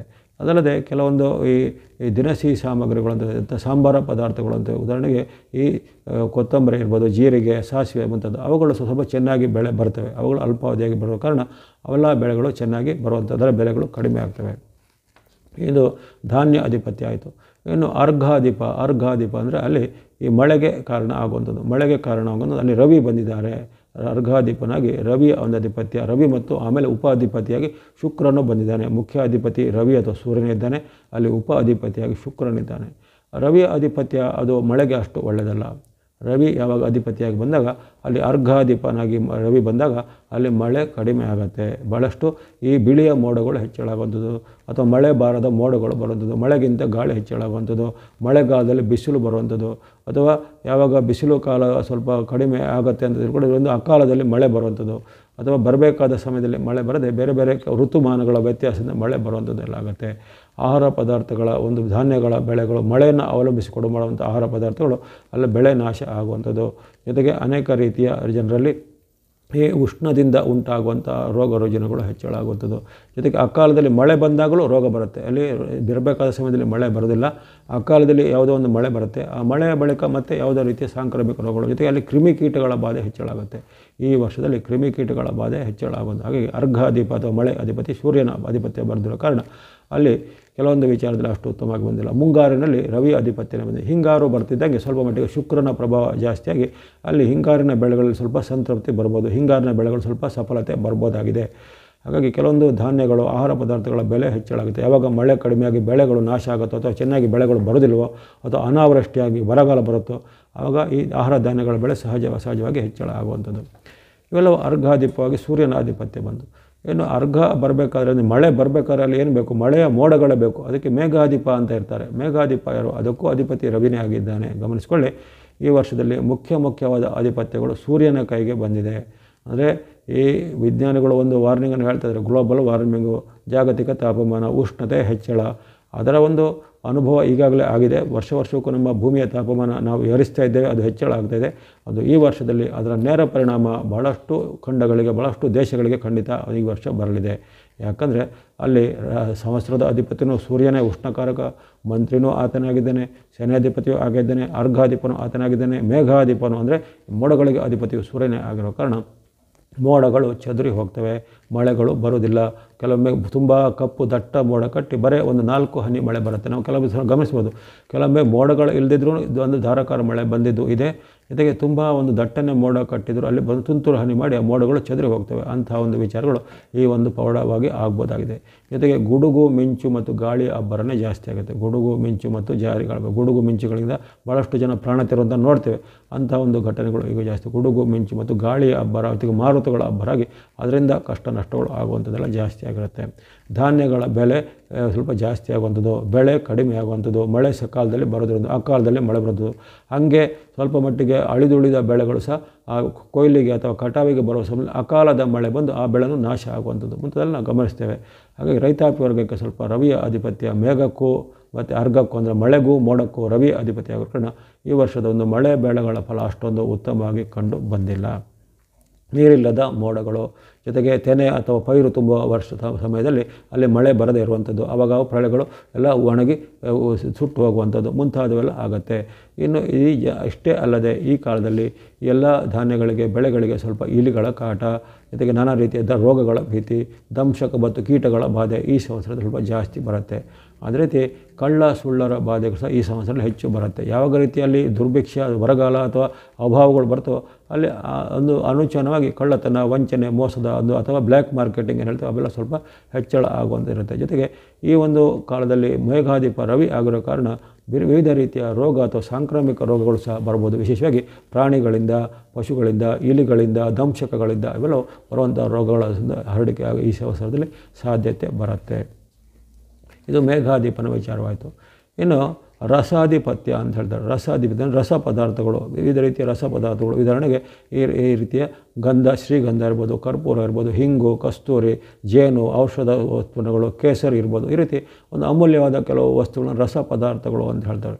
ಅಂಥ ರಸ ಪದಾರ್ಥಗಳಿಗೆ ಅಧಿಪತಿ ಅಲ್ಲಿ ಶುಕ್ರನ ಆಧಿಪತ್ಯ ಎಂದು ಹೆಚ್ಚಿನ ಪಂಚಾಂಗಗಳು ಸೂಚನೆ ಮಾಡಿದರೆ, ಕೆಲವೊಂದು ಪಂಚಾಂಗಗಳಲ್ಲಿ ಸ್ವಲ್ಪ ಶನಿಯ ಒಂದು ಆಧಿಪತ್ಯವನ್ನು ಸೂಚನೆ ಮಾಡಿದ್ದಾರೆ. ಹಾಗಾಗಿ ಶನಿ ಮತ್ತು ಶುಕ್ರರ ಒಂದು ಮಧ್ಯೆ ಇರುವಂಥ ರಸ ಪದಾರ್ಥಗಳು ಅವೆಲ್ಲ ಬೆಲೆ ಸ್ವಲ್ಪ ನಿಯಂತ್ರಣದಲ್ಲಿರುತ್ತೆ, ಉತ್ಪನ್ನಗಳು ಚೆನ್ನಾಗಿ ಬರ್ತವೆ, ಬೆಲೆ ನಿಯಂತ್ರಣದಲ್ಲಿರುತ್ತೆ, ಹೆಚ್ಚೇನು ತೊಂದರೆಗಳಿಲ್ಲ. ಉದಾಹರಣೆಗೆ ಈ ಕೆಲವೊಂದು ವಿಚಾರಗಳು ಸಮಯದಲ್ಲಿ ಹಬ್ಬದ ಸಮಯದಲ್ಲಿ ನಾವು ಉಪಯೋಗ ಮಾಡುವಂಥ ಕೆಲವು ವಿಶಿಷ್ಟ ಪದಾರ್ಥಗಳು ಇರ್ತವೆ. ಹಬ್ಬದ ಸಮಯದಲ್ಲಿ ಮಾಡುವಂಥ ವಿಶಿಷ್ಟ ಪದಾರ್ಥಗಳಿಗೆ ಸ್ವಲ್ಪ ಬೆಲೆ ಹೆಚ್ಚಳ ಆಗುವಂಥ ಸಾಧ್ಯತೆ ಇರುತ್ತೆ. ಆದರೆ ಅವುಗಳ ಲಭ್ಯತೆಗೆ ಏನೂ ತೊಂದರೆ ಇರೋದಿಲ್ಲ. ಚೆನ್ನಾಗಿ ಲಭ್ಯತೆ ಇರುವಂಥ ರಸ ಪದಾರ್ಥಗಳಲ್ಲಿ ಅಧಿಪತಿ ಇರುತ್ತೆ. ಇನ್ನು ನೀರಸಾಧಿಪತಿ ಅಂತ ಹೇಳ್ತಾರೆ. ನೀರಸಾಧಿಪತಿಯು ಬುಧ ಆಗಿದ್ದಾನೆ. ನೀರಸಾಧಿಪತಿ ಅಂದರೆ ಈ ಯಾವುದೇ ರೀತಿಯ ಈ ಲೋಹಗಳು, ಮೆಟಲ್ಗಳು ಅಂತ ಹೇಳ್ಬೋದು, ಚಿನ್ನ, ಬೆಳ್ಳಿ ಇರ್ಬೋದು ಅಥವಾ ಕರ್ಪೂರದಂಥ ವಸ್ತುಗಳಿರ್ಬೋದು ಅಥವಾ ಬೇರೆ ಬೇರೆ ರೀತಿಯ ಈ ಸಾಮಗ್ರಿಗಳು, ಪಾತ್ರೆ ಪಗಡಗಳು ಇರ್ಬೋದು. ಆ ರೀತಿ ಆ ಲೋಹಗಳಿಗೆ ಸಂಬಂಧಪಟ್ಟಿರೋದು ನಾವೀಗ ಪ್ಲಾಸ್ಟಿಕ್ನ ಬಳಕೆ ಮಾಡ್ತೇವೆ, ಅದನ್ನು ಆ ಒಂದು ನೀರಸ ಅಧಿಪತಿಗೆ ಅದಕ್ಕೆಲ್ಲ ಸೇರ್ಬೋದು. ಹಾಗಾಗಿ ಅಂಥ ಉತ್ಪನ್ನಗಳು ಬುಧನ ಅಧಿಪತಿ ಇರೋದು ಅವೆಲ್ಲ ಸ್ವಲ್ಪ ಈಗ ಬೆಲೆ ಕಡಿಮೆ ಆಗ್ಬೋದು. ಈ ಬುಧನ ಅಧಿಪತಿ ಇರೋ ಕಾರಣ ಅಂಥ ಒಂದು ನೀರಸ ಒಂದು ವಸ್ತುಗಳಿಗೆ ಬೆಲೆ ಕಡಿಮೆ ಆಗ್ಬೋದು, ಲಭ್ಯತೆಗಳು ಜಾಸ್ತಿ ಆಗ್ಬೋದು ಅಥವಾ ಬೆಲೆ ಸ್ವಲ್ಪ ನಿಯಂತ್ರಣದಲ್ಲಿ ಬರ್ಬೋದು. ಅದೇ ರೀತಿ ಬೇರೆ ಬೇರೆ ರೀತಿಯ ಪ್ಲಾಸ್ಟಿಕ್ಕು ಅಥವಾ ಇನ್ನಿತರ ಬೇರೆ ಬೇರೆ ಉತ್ಪನ್ನಗಳ ಒಂದು ಬೆಲೆ ನಿಯಂತ್ರಣದಲ್ಲಿದ್ದು ಅದನ್ನು ಜನರಿಗೆ, ಸಾಮಾನ್ಯ ಜನರಿಗೆ ಎಟಕುವಂತೆ ಸಿಗುವಂಥ ಒಂದು ವಿಚಾರಗಳು ಇರ್ಬೋದು. ಅವೆಲ್ಲ ಅಷ್ಟೇನೂ ತೊಂದರೆ ಇಲ್ಲ. ಇನ್ನು ಈ ಪಶುನಾಯಕ ಅಂತ ಬರ್ತಾರೆ. ಪಶುನಾಯಕ ಈ ಸಂವತ್ಸರದಲ್ಲಿ ಅಲ್ಲಿ ಯಮನ ಒಂದು ಆಧಿಪತ್ಯ ಬರುತ್ತೆ, ಯಮ ಮತ್ತು ಶನಿ ಆಧಿಪತ್ಯ ಬರುತ್ತೆ. ಹಾಗಾಗಿ ಪಶುಗಳಿಗೆ ಸ್ವಲ್ಪ ಸಂಕಷ್ಟಕರವಾಗಿರುತ್ತೆ. ಅದು ಹಸು ಇರ್ಬೋದು, ಎಮ್ಮೆ ಇರ್ಬೋದು, ಆಡು ಕುರಿಗಳಿರ್ಬೋದು ಅಥವಾ ಇನ್ನಿತರ ಬೇರೆ ಬೇರೆ ರೀತಿಯ ಈ ಪಕ್ಷಿಗಳು ಅಂತ ಹೇಳ್ತೇವೆ, ಕೋಳಿ ಸಾಕಣೆ ಇರ್ಬೋದು, ಹಂದಿ ಸಾಕಣೆ ಇದೆಲ್ಲ ಮಾಡ್ತಾರೆ ಜನರು. ಹಾಗಾಗಿ ಅಂಥ ಒಂದು ಪಶುಗಳಿಗೆ ಅಂದರೆ ಸಾಕಣೆ ಮಾಡುವಂಥ ಪಶುಗಳಿಗಿರ್ಬೋದು, ಇನ್ನಿತರ ಪ್ರಾಣಿ ವರ್ಗವಾಗಿರ್ಬೋದು ಅಷ್ಟೇನು ಉತ್ತಮವಾದ ಸಂವತ್ಸರ ಅಲ್ಲ. ಅಂದರೆ ಅಲ್ಲಿ ವಿಶೇಷವಾಗಿ ಅಲ್ಲಿ ರವಿಯ ಆಧಿಪತ್ಯ, ರವಿಯ ಮೇಘಾಧಿಪತ್ಯ, ರವಿಯ ಅರ್ಘಾಧಿಪತ್ಯ ಬಂದಿರೋ ಕಾರಣ ಅಲ್ಲಿ ಯಮನು ಈ ಒಂದು ಪಶುಗಳಿಗೆ ಆಧಿಪತ್ಯ ಇರೋ ಕಾರಣ ಅವುಗಳಿಗೆ ಈ ಸಂವತ್ಸರದಲ್ಲಿ ಪ್ರಾಣ ಭಯ ಜಾಸ್ತಿ, ರೋಗ ಭಯ ಜಾಸ್ತಿ, ಪಶುಗಳಿಂದ ಮೂಲಕ ಹರಡುವಂಥ ರೋಗಗಳು ಹೆಚ್ಚಳಾಗುವಂಥದ್ದು, ಅವುಗಳಲ್ಲಿ ಈ ಒಂದು ಉತ್ತಮವಾದ ಒಂದು ಹಾಲು ಹೈನುಗಳು ಅವರ ಉತ್ಪನ್ನಗಳು ಕಡಿಮೆ ಆಗುವಂಥದ್ದು, ಜೊತೆಗೆ ಅವುಗಳ ಒಂದು ಲಭ್ಯತೆ ಸಹ ಕಡಿಮೆ ಆಗುವಂಥದ್ದು, ಜೊತೆಗೆ ಆಕಸ್ಮಿಕವಾಗಿ ಯಾವುದೋ ಒಂದು ಸಾಮೂಹಿಕವಾಗಿ ಆ ಪಶುಗಳಿಗೆ ತೊಂದರೆಗಳು ಬರುವಂಥ ಘಟನೆಗಳು ಆಗುವಂಥದ್ದು. ಈ ರೀತಿ ಅಷ್ಟೊಂದು ಪಶು ನಾಯಕ ಯಮನಾಗಿರೋದು ಅಷ್ಟು ಉತ್ತಮವಿಲ್ಲ. ಶನಿಯು ಅದರಲ್ಲಿ ಇನ್ನೊಂದು ಭಾಗದಲ್ಲಿ ಶನಿ ಆಧಿಪತ್ಯ ಸಹ ಬರುತ್ತೆ. ಹಾಗಾಗಿ ಪಶು ನಾಯಕತ್ವ ಪದ ಅಷ್ಟು ಉತ್ತಮವಾದ ಫಲವನ್ನು ಕೊಡ್ತಾ ಇಲ್ಲ. ಇನ್ನು ಕೆಲವೊಂದು ಉಪ ಆಧಿಪತ್ಯಗಳು ಬರ್ತವೆ. ಉಪ ಆಧಿಪತ್ಯಗಳಲ್ಲಿ ಅಲ್ಲಿ ವಿಶೇಷವಾಗಿ ರವಿಯಲ್ಲಿ ಏನೇನು ಬಂದಿದೆ ಅಂತ ತಿಳ್ಕೊಳ್ಳೋಣ. ಅಲ್ಲಿ ಬೇರೆ ಬೇರೆ ಉಪ ಆಧಿಪತ್ಯಗಳು ಬಂದಾಗ ಅಲ್ಲಿ ಸೂರ್ಯನ ಆಧಿಪತ್ಯದಲ್ಲಿ ಯಾಕಂದರೆ ಆತನು ರಾಜನೂ ಆಗಿರುವ ಕಾರಣ ಆತನಲ್ಲಿ ಇನ್ನಿತರ ಹಲವು ಇಲಾಖೆಗಳನ್ನು ನಾವು ಇಟ್ಕೊಂಡು ನಾವು ನೋಡ್ತೀವಿ. ಒಬ್ಬ ಪ್ರಧಾನಮಂತ್ರಿ ಒಂದು 8-10 ಇಲಾಖೆಗಳು ಅವನ ಕೈಯಲ್ಲಿ ಇರ್ತವೆ. ಹಾಗೆ ಅದೇ ರೀತಿ ಈ ಸೂರ್ಯನು ರಾಜನಾಗಿರೋದ್ರಿಂದ ಅವನಲ್ಲಿ ಏನಾಗಿದೆ, ಆಜ್ಞಾಧಿಪ ಅಂದರೆ ಆಜ್ಞೆಗಳನ್ನು ಮಾಡುವಂಥದ್ದು, ಏನೇನು ಆರ್ಡರ್ಗಳು ಏನೇನು ರೂಲ್ಸ್ಗಳು ಮಾಡಬೇಕು ಅದು ರವಿಯ ಕೈಯಲ್ಲಿದೆ. ಯುದ್ಧಾಧಿಪ, ಯುದ್ಧವನ್ನು ಈಗ ಸಾರಬೇಕಾದ್ರೆ ಯುದ್ಧವನ್ನು ಮಾಡಬೇಕಾದ್ರೆ ಅದು ರವಿಯ ಕೈಯಲ್ಲಿದೆ. ಆಗಲೇ ಸರ್ಪ ಅಧಿಪದ ರತ್ನಾಧಿಪ ಇವೆಲ್ಲವೂ ಆತನ ಮೇಲೆ. ಸರ್ಪ ಅಂದರೆ ಬೇರೆ ಬೇರೆ ರೀತಿಯ ಸರ್ಪಗಳು, ಹಾವುಗಳು ಅಂತೇಳಿ ಅವುಗಳ ಅಧಿಪತ್ಯ ಸಹ ರವಿಯಲ್ಲಿದೆ. ಅಶ್ವಾಧಿಪ ಅಂದರೆ ಬೇರೆ ಬೇರೆ ರೀತಿಯ ವಾಹನ ಯಂತ್ರಗಳು ಅಂತೇಳಿ ಅದರ ಅಧಿಪತ್ಯನೂ ರವಿ ಹತ್ರ ಇದೆ. ಸ್ತ್ರೀನಾಮ ಅಧಿಪತ, ಸ್ತ್ರೀಯರಿಗೆ ಸಂಬಂಧಪಟ್ಟ ಏನಾದರೂ ವಿಚಾರಗಳಿದೆ ಅದನ್ನು ರವಿಯ ಅಧಿಪತ್ಯದಲ್ಲಿದೆ. ಬೇರೆ ಬೇರೆ ರೀತಿಯ ಯಂತ್ರ ವಾಹನಗಳ ಅಧಿಪತ್ಯ ರವಿಯ ಕೈಯಲ್ಲೇ ಇದೆ. ಜೊತೆಗೆ ಬೇರೆ ಬೇರೆ ರೀತಿಯ ಈ ನಿಶಾಚರ ವಸ್ತುಗಳಿರ್ಬೋದು, ಸ್ವರ್ಣ ಕಲೆಗಳಿರ್ಬೋದು, ಪಕ್ಷಿಗಳಿರ್ಬೋದು, ಅಥವಾ ಯುದ್ಧ ಸಾಮಗ್ರಿಗಳಿರ್ಬೋದು. ಕೋಶ ಮತ್ತು ಆಜ್ಞಾಕಾರಕ. ಕೋಶ ಅಂದರೆ ಫೈನಾನ್ಸು ಅಂದರೆ ಹಣಕಾಸು ವ್ಯವಸ್ಥೆ ಮತ್ತು ಯಾವುದೇ ರೀತಿಯ ಒಂದು ಬಿಲ್ಗಳನ್ನು ಪಾಸ್ ಮಾಡುವಂಥದ್ದೆಲ್ಲ ಇರುತ್ತೆ. ಹಾಗಾಗಿ ಪ್ರಮುಖವಾದ ಹೆಚ್ಚಿನ ಇಲಾಖೆಗಳು ಹಣದಿಂದ ಹಿಡಿದು ಸೈನ್ಯದವರೆಗೂ, ಮಳೆಯಿಂದ ಹಿಡಿದು ಮೋಡದವರೆಗೂ ಎಲ್ಲವೂ ಸೂರ್ಯನ ಕೈಯಲ್ಲಿ ಇದೆ. ಹಾಗಾಗಿ ಸೂರ್ಯನ ಆಧಿಪತ್ಯ ಈ ವರ್ಷ ಇರುವ ಕಾರಣ ಸ್ವಲ್ಪ ತುಂಬ ಸ್ಟ್ರಿಕ್ಟ್ ರೂಲ್ಸ್ಗಳು ಇರ್ತವೆ. ಜನರಿಗೆ ಸ್ವಲ್ಪ ಆ ಒಂದು ರೂಲ್ಸ್ಗಳಿಂದ, ನಿಯಮಗಳಿಂದ, ತೆರಿಗೆಗಳಿಂದ ಜನರಿಗೆ ಸ್ವಲ್ಪ ಬೇಜಾರು ಬಂದು ಹೋಗ್ಬೋದು. ಜನರಿಗೆ ಸ್ವಲ್ಪ ಜೀವನವು ಕಷ್ಟ ಆಗ್ಬೋದು. ಒಂದಕ್ಕೊಂದು ದುಬಾರಿಗಳಾಗುವಂಥದ್ದು, ಲಭ್ಯತೆಗಳು ಕಡಿಮೆ ಆಗುವಂಥದ್ದು, ಜನರಿಗೆ ಈಗ ತುಂಬೊಂದು ಆಹಾಕಾರಗಳು ಹೇಳುವಂತಹ ಪರಿಸ್ಥಿತಿಗಳು ಈ ಕಾಲದಲ್ಲಿ ಈ ಒಂದು ದೇಶಕ್ಕಲ್ಲ ಪ್ರತಿಯೊಂದು ದೇಶದಲ್ಲೂ ನಡೆಯುವಂತಹ ಸಾಧ್ಯತೆಗಳು ಬರ್ತವೆ. ರವಿಯ ಭಾಳಷ್ಟು ಇಲಾಖೆಗಳು, ಭಾಳಷ್ಟೊಂದು ಅಧಿಪತ್ಯಗಳು, ಪ್ರಮುಖವಾದ ಒಂದು ವಿಚಾರಗಳು ರವಿಯ ಕೈಲಿರುವ ಕಾರಣ ಜನರಿಗೆ ನಾನಾ ರೀತಿಯ ಪರೀಕ್ಷೆ ಮತ್ತು ಸಂಕಷ್ಟಗಳು ಬರುವಂಥ ಸಾಧ್ಯತೆ ಇರುತ್ತೆ. ಇಲ್ಲಿ ಮೊದಲು ಮುಖ್ಯವಾಗಿ ಗಮನಿಸಿ, ಅಲ್ಲಿ ಶನಿಯು ಮೀನಕ್ಕೆ ಬಂದ ಫಲ ಅಂತ ಹೇಳ್ತಾರೆ. ಅಲ್ಲಿ ಷಡ್ಗ್ರಹಗಳ ಒಂದು ಫಲ ನಿರ್ಮಾಣ ಆಗುತ್ತೆ. ಅಲ್ಲಿ ಈ ವರ್ಷದ ಕುಂಡಲಿಯಲ್ಲಿ 6 ಗ್ರಹಗಳು ಒಟ್ಟಿಗೆ ಇರುವಂಥ ಫಲ ಅದನ್ನು ಈಗ ಮುಂದೆ ಹೇಳಲಿದ್ದೇನೆ. ಹಾಗೆ 6 ಗ್ರಹಗಳಲ್ಲಿ ಮೀನರಾಶಿಯಲ್ಲಿ ಇರುವಂಥದ್ದು. ಹಾಗಾಗಿ ಅದರ ಫಲಕ್ಕೂ ರವಿಯ ಫಲಕ್ಕೂ ಖಂಡಿತ ತಾಳೆ ಆಗುತ್ತೆ. ಅಂದರೆ ಒಂದಕ್ಕೊಂದು ಅದಕ್ಕೆ ಲಿಂಕ್ ಇದೆ. ಈ ಗ್ರಹಗಳ ಚಲನೆ ಮತ್ತು ಇಲ್ಲಿ ಆಗುವಂಥ ಗ್ರಹ ಕುಂಡಲಿಯ ಪರಿಣಾಮ, ಆಧಿಪತ್ಯ ಇವೆಲ್ಲ ಒಂದಕ್ಕೊಂದು ಲಿಂಕ್ ಇದೆ. ಹಾಗೆ ಇಲ್ಲಿ ರವಿಯ ಆಧಿಪತ್ಯದಲ್ಲಿ ಇಂಥವೆಲ್ಲ ಬರುತ್ತೆ. ಇನ್ನು ಚಂದ್ರನಿಗೆ ಆಧಿಪತ್ಯ ಕೆಲವು ಉಪಾಧಿಪತ್ಯವನ್ನು ಕೊಟ್ಟಿದ್ದಾರೆ. ಚಂದ್ರನಿಗೆ ಅಲ್ಲಿ ಕೆಲವೊಮ್ಮೆ ಈ ಶಾಸ್ತ್ರಗಳನ್ನು ಅಥವಾ ಯಾಗಗಳನ್ನು ಅಥವಾ ಬೇರೆ ಬೇರೆ ರೀತಿಯ ಯಜ್ಞಗಳನ್ನು, ಹೋಮ ಹವನಗಳನ್ನು ಮಾಡುವಂಥದ್ದು, ಜೊತೆಗೆ ಬೇರೆ ಬೇರೆ ರೀತಿಯ ಈ ಸಾಕು ಪ್ರಾಣಿಗಳ ಒಂದು ಆರೋಗ್ಯವನ್ನು ಚಂದ್ರನಲ್ಲಿ ಕೊಟ್ಟಿರೋ ಕಾರಣ ಅವುಗಳಿಗೆ ಸ್ವಲ್ಪ ಮತ್ತು ಉತ್ತಮ ಆಗ್ಬೋದು. ಜೊತೆಗೆ ಈ ಹಿಂಗಾರು ಬೆಳೆಗೆ ಚಂದ್ರನ ಆಧಿಪತ್ಯ ಬಂದಿರೋ ಕಾರಣ ಮುಂಗಾರಿಗಿಂತ ಹಿಂಗಾರು ಬೆಳೆಗಳೇ ಸ್ವಲ್ಪ ಚೆನ್ನಾಗಿ ಬೆಳೆಗಳು ಬರುವಂಥದ್ದಿರುತ್ತೆ. ಇನ್ನು ಕುಜನಿಗೆ ಕೆಲವೊಂದು ಇಲಾಖೆಗಳನ್ನು ಬಿಟ್ಟುಕೊಟ್ಟಿದ್ದಾರೆ. ಕುಜನಿಗೆ ಕೆಲವೊಂದು ಸಣ್ಣ ಪುಟ್ಟ ಇಲಾಖೆಗಳು. ಆತನಿಗೆ ವಿಶೇಷವಾಗಿ ಬೇರೆ ಬೇರೆ ರೀತಿಯ ಈ ಮೃಗಗಳು ಅಂತ ಹೇಳ್ತೇವೆ. ಮೃಗಗಳಂದರೆ ಕಾಡು ಪ್ರಾಣಿಗಳಿಗೆ ಅದು ಪಶುಗಳಂದರೆ ನಾವು ಸಾಕಣೆ ಮಾಡುವಂಥ ಪಶುಗಳು. ಮೃಗಗಳು ಅಂದರೆ ಕಾಡಿನಲ್ಲಿ ವಾಸ ಮಾಡುವಂಥ ಕಾಡಿನ ಪ್ರಾಣಿಗಳ ಆಧಿಪತ್ಯ ಅಲ್ಲಿ ಕುಜನಿಗೆ ಬಂದಿದೆ. ಹಾಗೆ ಕಾಡು ಪ್ರಾಣಿಗಳಿಗೆ ಸ್ವಲ್ಪ ಕುಜನ ಆಧಿಪತ್ಯ ಇರೋ ಕಾರಣ ಅವುಗಳ ಜೀವಕ್ಕೆ ಕಂಟಕ ಬರ್ಬೋದು. ಕಾಡಿನ ಪ್ರಾಣಿಗಳಿಗೆ ಸಹ ರೋಗಾದಿಗಳು ಸಹ ಬರುವಂಥದ್ದು. ಇನ್ನು ಕುಜನ ಆಧಿಪತ್ಯವು ಈ ಲೆಕ್ಕಾಚಾರ, ಫೈನಾನ್ಸ್ ಅಂತ ಇರುತ್ತೆ. ಫೈನಾನ್ಸ್ ಮಿನಿಸ್ಟ್ರಿ ಅಂತ ಹೇಳ್ತೇವೆ. ಅದು ಬಂದಿರೋದು ಅಷ್ಟು ಒಳ್ಳೆಯದಲ್ಲ. ಕುಜನ ಆಧಿಪತ್ಯ ಫೈನಾನ್ಸ್ ಮತ್ತು ಲೆಕ್ಕಾಚಾರ ಇಲಾಖೆಗಳು ಬಂದಿರೋ ಕಾರಣ ಜನರ ಮೇಲೆ ನಾನಾ ರೀತಿಯ ಪ್ರತ್ಯಕ್ಷ ಪರೋಕ್ಷ ತೆರಿಗೆ ಭಾರಗಳು, ಜೊತೆಗೆ ಜನರ ಒಂದು ಲೆಕ್ಕಾಚಾರಗಳೇ ತಲೆ ಕೆಳಗಾಗುವಂಥದ್ದು, ಜನರು ಬೇರೆ ಬೇರೆ ಕಾರಣಗಳಿಗೆ ದಂಡನೆಗೆ ಗುರಿಯಾಗುವಂಥದ್ದು ಅಥವಾ ಹಣಕಾಸಿನ ಅಪರಾಧ ಕೃತ್ಯಗಳು ಜಾಸ್ತಿ ಆಗುವಂಥದ್ದು, ಸೈಬರ್ ಕ್ರೈಮ್ ವಂಚನೆಗಳು ಸ್ವಲ್ಪ ಜಾಸ್ತಿ ಆಗುವಂಥದ್ದು, ಅದರ ಆಧಿಪತ್ಯ ಕುಜನು ಬಂದಿದ್ದಾನೆ.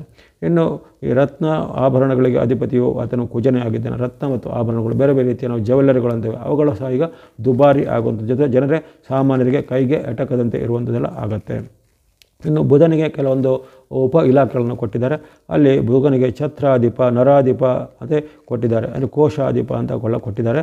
ಹಾಗಾಗಿ ಆತನಿಗೆ ಛತ್ರಾಧಿಪ ಜನರಿಗೆ ನೆರಳು ಅದು ಆಶ್ರಯ ಕೊಡುವಂಥದ್ದು, ಒಂದು ಆಶ್ರಯ ಕೊಡುವ ಘಟನೆಗಳು ಸ್ವಲ್ಪ ಚೆನ್ನಾಗಿ ಆಗ್ಬೋದು. ಜೊತೆಗೆ ಬೇರೆ ಬೇರೆ ರೀತಿಯ ಸಣ್ಣ ಪುಟ್ಟ ಸ್ಮಾಲ್ ಫೈನಾನ್ಸ್ ಅಂತ ಹೇಳ್ತೇವೆ ನಾವು, ಮೈಕ್ರೋ ಫೈನಾನ್ಸ್ ಅದು ಬುಧನ ಅಧಿಪತಿಯಲ್ಲಿದೆ. ಜೊತೆಗೆ ಆತನು ಉಷ್ಟ್ರಾಧಿಪ, ಖರಾಧಿಪ ಅಂತ ಹೇಳ್ತಾರೆ. ಈ ಕತ್ತೆಗಳು ಅಂದರೆ ಹೇಳ್ತೇವೆ, ಖರ ಅಂದರೆ ಕತ್ತೆ, ಉಷ್ಟ್ರ ಅಂದರೆ ಬೇರೆ ಬೇರೆ ರೀತಿಯ ಪಕ್ಷಿಗಳ ವರ್ಗಕ್ಕೆ ಸೇರಿದಂಥವೆಲ್ಲ ಇರುತ್ತೆ. ಹಾಗಾಗಿ ಒಂಟೆಗೆ ಸೇರಿದಂಥ ಒಂಟೆ ಅಥವಾ ಈ ಕತ್ತೆ ಮುಂತಾದ ಒಂದು ಅಧಿಪತ್ಯಗಳು ಅವೆಲ್ಲ ಅಂತಹ ಪ್ರಾಣಿಗಳಿಗೆ ಬುಧನ ಆಧಿಪತ್ಯ ಇರೋದು ಒಳ್ಳೆಯದಾಗುತ್ತೆ. ಹಾಗಾಗಿ ಇಲ್ಲಿ ಕೆಲವೊಂದು ಸಣ್ಣ ಪುಟ್ಟ ವಿಚಾರ, ಸ್ಮಾಲ್ ಫೈನಾನ್ಸ್ ವಿಚಾರ ಅವೆಲ್ಲ ಸ್ವಲ್ಪ ಬುಧನ ಆಧಿಪತ್ಯ ಇರೋದು ಒಳ್ಳೆಯದಾಗುತ್ತೆ. ಇನ್ನು ಬುಧನು ಇದಲ್ಲದೆ ಆತನು ಧರ್ಮದ ಚಟುವಟಿಕೆಗಳಿಗೆ ಬೇರೆ ಬೇರೆ ರೀತಿಯ ಒಂದು ಪುಸ್ತಕ, ಲೇಖನ ಸಾಮಗ್ರಿ, ಸ್ಕೂಲು, ಕಾಲೇಜು, ಶಿಕ್ಷಣ ವಿಚಾರಕ್ಕೂ ಆತನಿಗೆ ಆಧಿಪತ್ಯ ಬಂದಿರೋ ಕಾರಣ ಅವೆಲ್ಲವೂ ಸ್ವಲ್ಪ ಮಟ್ಟಿಗೆ ಉತ್ತಮವಾಗಿ ಖಂಡಿತ ಆಗುತ್ತೆ. ಇನ್ನು ಸಾಮಾನ್ಯವಾಗಿ ಸೇವಕ ವರ್ಗದವರು ಅಂದರೆ ಯಾರಾದರೂ ಈ ಒಂದು ಅಟೆಂಡರ್ ಇರ್ಬೋದು ಅಥವಾ ಬೇರೆ ಬೇರೆ ರೀತಿಯ ಕಾರ್ಮಿಕರಿರ್ಬೋದು, ಬೇರೆ ಬೇರೆ ರೀತಿಯ ಸೇವೆಗಳನ್ನು ಸ್ವಲ್ಪ ಅಂಥವ್ರಿಗೆ ಸಹ ಬುಧನ ಆಧಿಪತ್ಯ ಇರೋ ಕಾರಣ ಅವರಿಗೆ ಕೆಲವೊಂದು ನಿರ್ಣಾಯಕವಾದ ಸರ್ಕಾರದ ಸವಲತ್ತುಗಳೆಲ್ಲ ಸಿಗುವಂಥ ಯೋಗಗಳು ಬರ್ತವೆ. ಇದಲ್ಲದೆ ಈಗ ಗುರುವಿಗೆ ಆಧಿಪತ್ಯ ಬಂದಿದೆ, ಗುರುವಿನಿಗೆ ಗ್ರಾಮಾಧಿಪತ್ಯ ಬಂದಿದೆ, ಜೊತೆಗೆ ಆತನಿಗೆ ಧರ್ಮಾಧಿಪತ್ಯ ಬಂದಿದೆ, ದೇವಾಧಿಪತ್ಯ ಬಂದಿದೆ. ಅಂದರೆ ಈ ದೇವತಾ ಸ್ವರೂಪ ಭಕ್ತಿಗಳನ್ನು ಮಾಡುವಂಥದ್ದು, ಧಾರ್ಮಿಕ ಕಾರ್ಯ ಮಾಡುವಂಥದ್ದು, ಜೊತೆಗೆ ಗ್ರಾಮೀಣವಾದ ಜೀವನ, ಗ್ರಾಮೀಣ ಅಂದರೆ ವಿಲೇಜ್ ಅಂತ ಹೇಳ್ತೇವೆ. ಆ ವಿಲೇಜ್ಗಳಲ್ಲಿ ಗುರು ಆಧಿಪತ್ಯ ಬರೋ ಕಾರಣ ಗ್ರಾಮೀಣ ಜೀವನದವರಿಗೆ ಅಷ್ಟೊಂದು ಕಷ್ಟಗಳು ಬರೋದಿಲ್ಲ. ಗ್ರಾಮೀಣ ಭಾಗದಲ್ಲಿ ಸ್ವಲ್ಪ ದೈವ ಭಕ್ತಿಗಳು, ಧರ್ಮ ಕಾರ್ಯಗಳು ಜಾಸ್ತಿ ಆಗ್ತವೆ. ಜೊತೆಗೆ ಬೇರೆ ಬೇರೆ ರೀತಿಯ ಅವರ ಒಂದು ಚಟುವಟಿಕೆಗಳಿಗೆ ಧರ್ಮ ಒಂದು ನ್ಯಾಯಪರ ಚಟುವಟಿಕೆ ಗುರುವಿನ ಒಂದು ಅಭಯ ಸಿಗುತ್ತೆ. ಹಾಗಾಗಿ ಅನೇಕ ರೀತಿಯ ಒಂದು ಗ್ರಾಮೀಣ ವಲಯದಲ್ಲಿ ಸ್ವಲ್ಪ ಒಂದು ಸುಭಿಕ್ಷೆಗಳು, ಗ್ರಾಮೀಣದಲ್ಲಿ ಸುಖ ಶಾಂತಿಗಳು ಖಂಡಿತ ಬರುತ್ತೆ. ಪಟ್ಟಣದಲ್ಲಿ ವಾಸಿಸೋರಿಗೆ, ನಗರವಾಸಿಗಳಿಗೆ ತುಂಬ ಸಂಕಷ್ಟಗಳು ಅಥವಾ ಸರಮಾಲೆಗಳು ಬರುವಂಥ ಸಾಧ್ಯತೆ ಜಾಸ್ತಿ.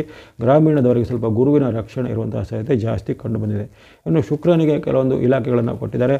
ಶುಕ್ರನು ಬೇರೆ ಬೇರೆ ರೀತಿಯ ವ್ಯವಹಾರಗಳಿಗೆ, ಜೊತೆಗೆ ವಸ್ತ್ರಗಳಿಗೆ, ಆಭರಣಗಳಿಗೆ, ಮಂಗಲ ಕಾರ್ಯಗಳು ಆಗುತ್ತೆ, ಮದುವೆ ಮುಂದೆ ಇತ್ಯಾದಿಗಳಿಗೆ, ಜೊತೆಗೆ ವಾಣಿಜ್ಯ ಚಟುವಟಿಕೆಗಳಿಗೆ, ಇನ್ನು ಆಕಾಶದ ವ್ಯವಹಾರಗಳಿಗೆ, ಅದೇ ರೀತಿ ಬೇರೆ ಬೇರೆ ರೀತಿಯ ರಸ ಪದಾರ್ಥಗಳಿಗೆ ಇತ್ಯಾದಿಗಳಿಗೆ ಅಲ್ಲಿ ಶುಕ್ರನಿಗೆ ಆಧಿಪತ್ಯ ಕೊಟ್ಟಿದ್ದಾರೆ. ಹಾಗಾಗಿ ಅಂಥ ಒಂದು ಕ್ಷೇತ್ರಗಳಿಗೆ ಅಲ್ಲಿ ಶುಕ್ರನಿಂದ ಬಹಳ ಒಳ್ಳೆಯದಾಗುತ್ತೆ. ಉದಾಹರಣೆಗೆ ವ್ಯಾಪಾರ ಅಂದರೆ ಯಾರು ಸಣ್ಣ ಪುಟ್ಟ ಫೈನಾನ್ಸ್ ಮಾಡೋದಾಗಲಿ, ಸಣ್ಣ ಪುಟ್ಟ ಒಂದು ಚಿಲ್ಲರೆ ರಿಟೇಲ್ ವ್ಯಾಪಾರ ಮಾಡೋದಾಗಲಿ, ಅಥವಾ ವಸ್ತ್ರ ಆಭರಣಗಳನ್ನು ಮಾರಾಟ ಮಾಡೋರು, ಕ್ಲೋತ್ಗಳು ಮಾಡುವಂಥವ್ರು, ಜ್ಯುವೆಲರಿಗಳು, ಆರ್ಟಿಫಿಷಿಯಲ್ ಜ್ಯುವೆಲರಿಗಳು, ಅಥವಾ ಬೇರೆ ಬೇರೆ ರೀತಿಯ ಮದುವೆ ಅಥವಾ ಮದುವೆಗೆ ಸಂಬಂಧಪಟ್ಟ ಈವೆಂಟ್ ಮ್ಯಾನೇಜ್ಮೆಂಟು, ಡೆಕೋರೇಟರು, ಕೇಟರರ್ಸ್ ಎಲ್ಲ ಇರ್ತಾರೆ ಈ ರೀತಿ, ಅಥವಾ ಬೋಟಿಕ್ಗಳು ನಡೆಸುವಂಥವ್ರು ಈ ರೀತಿ ಇಂಥ ಒಂದು ವ್ಯವಹಾರಗಳು ಸ್ವಲ್ಪ ಶುಕ್ರನ ಆಧಿಪತ್ಯ ಬಂದರೂ ಅವೆಲ್ಲ ಸ್ವಲ್ಪ ಚೇತರಿಕೆ ಆಗುತ್ತೆ, ಅವರಿಗೆ ವ್ಯಾಪಾರದಲ್ಲಿ ಅಭಿವೃದ್ಧಿ ಆಗುತ್ತೆ. ಅದೇ ರೀತಿ ಪ್ರಯಾಣ, ಟೂರು, ಟ್ರಾವೆಲ್ ಮಾಡುವಂಥ ವಿಚಾರಗಳಿರ್ಬೋದು, ಅಂಥ ಒಂದು ಟ್ರಾವೆಲ್ ಏಜೆನ್ಸಿಗಳಿಗೆ ಅವರಿಗೆ ಸ್ವಲ್ಪ ಶುಕ್ರನ ಆಧಿಪತ್ಯದ ಕಾರಣ ಅವೆಲ್ಲ ಸ್ವಲ್ಪ ಈ ಸಂವತ್ಸರದಲ್ಲಿ ಚೇತರಿಕೆ ಆಗುತ್ತೆ, ಒಳ್ಳೆಯದು ಆಗುತ್ತೆ. ಇನ್ನು ಶನಿಗೆ ಕೆಲವೊಂದು ಉಪ ಆಧಿಪತ್ಯವನ್ನು ಕೊಟ್ಟಿದ್ದಾರೆ. ಅದರಲ್ಲಿ ವಿಶೇಷವಾಗಿ ಆತನಿಗೆ ಈ ತೃಣಧಾನ್ಯಗಳು ಅಂತ ಹೇಳಿದೆ. ತೃಣಧಾನ್ಯಗಳು ಅಂದರೆ ಈ ಹುಲ್ಲು ಮತ್ತು ಹುಲ್ಲಿಗೆ ಸಂಬಂಧಪಟ್ಟ ಕೆಲವು ವಿಚಾರಗಳು ಇರ್ಬೋದು, ಅವೆಲ್ಲವೂ ಶನಿ ಆಧಿಪತ್ಯ ಬಂದಿದೆ. ಜೊತೆಗೆ ಆತನಿಗೆ ಹಿಂಸಕ ಮತ್ತು ಕೂಟಪತಿತ್ವ ಅಂತ ಬಂದಿದೆ. ಹಿಂಸಕ ಮತ್ತು ಕೂಟಪತಿತ್ವದ ಹಿಂಸಕ ಅಂದರೆ ಜನರಿಗೆ ಪೀಡೆ ಕೊಡೋದು ಮತ್ತು ಕೆಲವೊಂದು ಕುಮಾರ್ಗದ ಮೂಲಕ, ದುರ್ಮಾರ್ಗದ ಮೂಲಕ ತೊಂದರೆಗಳನ್ನು ಕೊಡೋದು, ಅದರ ಆಧಿಪತ್ಯವೂ ಸಹ ಆತನಾಗಿದ್ದಾನೆ. ಇನ್ನು ಶನಿಗೆ ಪಶು ನಾಯಕತ್ವವು ಸಹ ಬಂದಿದೆ. ಹಾಗಾಗಿ ಇದು ಅಷ್ಟು ಒಳ್ಳೆಯದಲ್ಲ. ಹಾಗಾಗಿ ಜನರಿಗೆ ಬೇರೆ ಬೇರೆ ರೀತಿಯ ಈ ತೊಂದರೆಗಳು ಉಂಟಾಗೋದು, ಸೈಬರ್ ಕ್ರೈಮ್ ಇರ್ಬೋದು, ಮೋಸ ವಂಚನೆಗಳಿರ್ಬೋದು, ಜೊತೆಗೆ ಜನರಲ್ಲಿ ಪೀಡನೆ ಮಾಡುವಂಥದ್ದು, ಅಥವಾ ಜನರಿಗೆ ಈ ಬೇರೆ ಬೇರೆ ರೌಡಿಗಳ ಕಾಟ ಅಂತ ಹೇಳ್ಬೋದು, ಅಂಥ ಒಂದು ರೌಡಿಗಳ, ಪುಂಡರ, ಕಳ್ಳಕಾಕರ ಕಾಟ ಜನರಿಗೆ ಸ್ವಲ್ಪ ಜಾಸ್ತಿ ಆಗುತ್ತೆ. ಹಾಗಾಗಿ ಶನಿಯ ಆಧಿಪತ್ಯವು ಅಷ್ಟೊಂದು ಉತ್ತಮವಾಗಿ ಬಂದಿಲ್ಲ.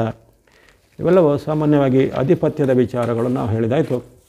ಇನ್ನು ಈ ಸಂವತ್ಸರದಲ್ಲಿ ವಿಶೇಷವಾಗಿ ಈ ಷಡ್ಗ್ರಹ ಯೋಗ ಬಲದಿಂದ ಏನಾಗುತ್ತೆ ಅಂದರೆ ಈ ವರ್ಷದ ಕುಂಡಲಿ ಫಲ ಅಂತ ಹೇಳ್ತಾರೆ ವಿಶ್ವಾಸ ಸಹೋದರದಲ್ಲಿ, ಅಲ್ಲಿ ಕುಂಡಲಿಯ ಫಲವು ಭಾಳಷ್ಟು ಒಂದು ಪರಿಣಾಮವನ್ನು ಬೀರುವಂಥದ್ದು.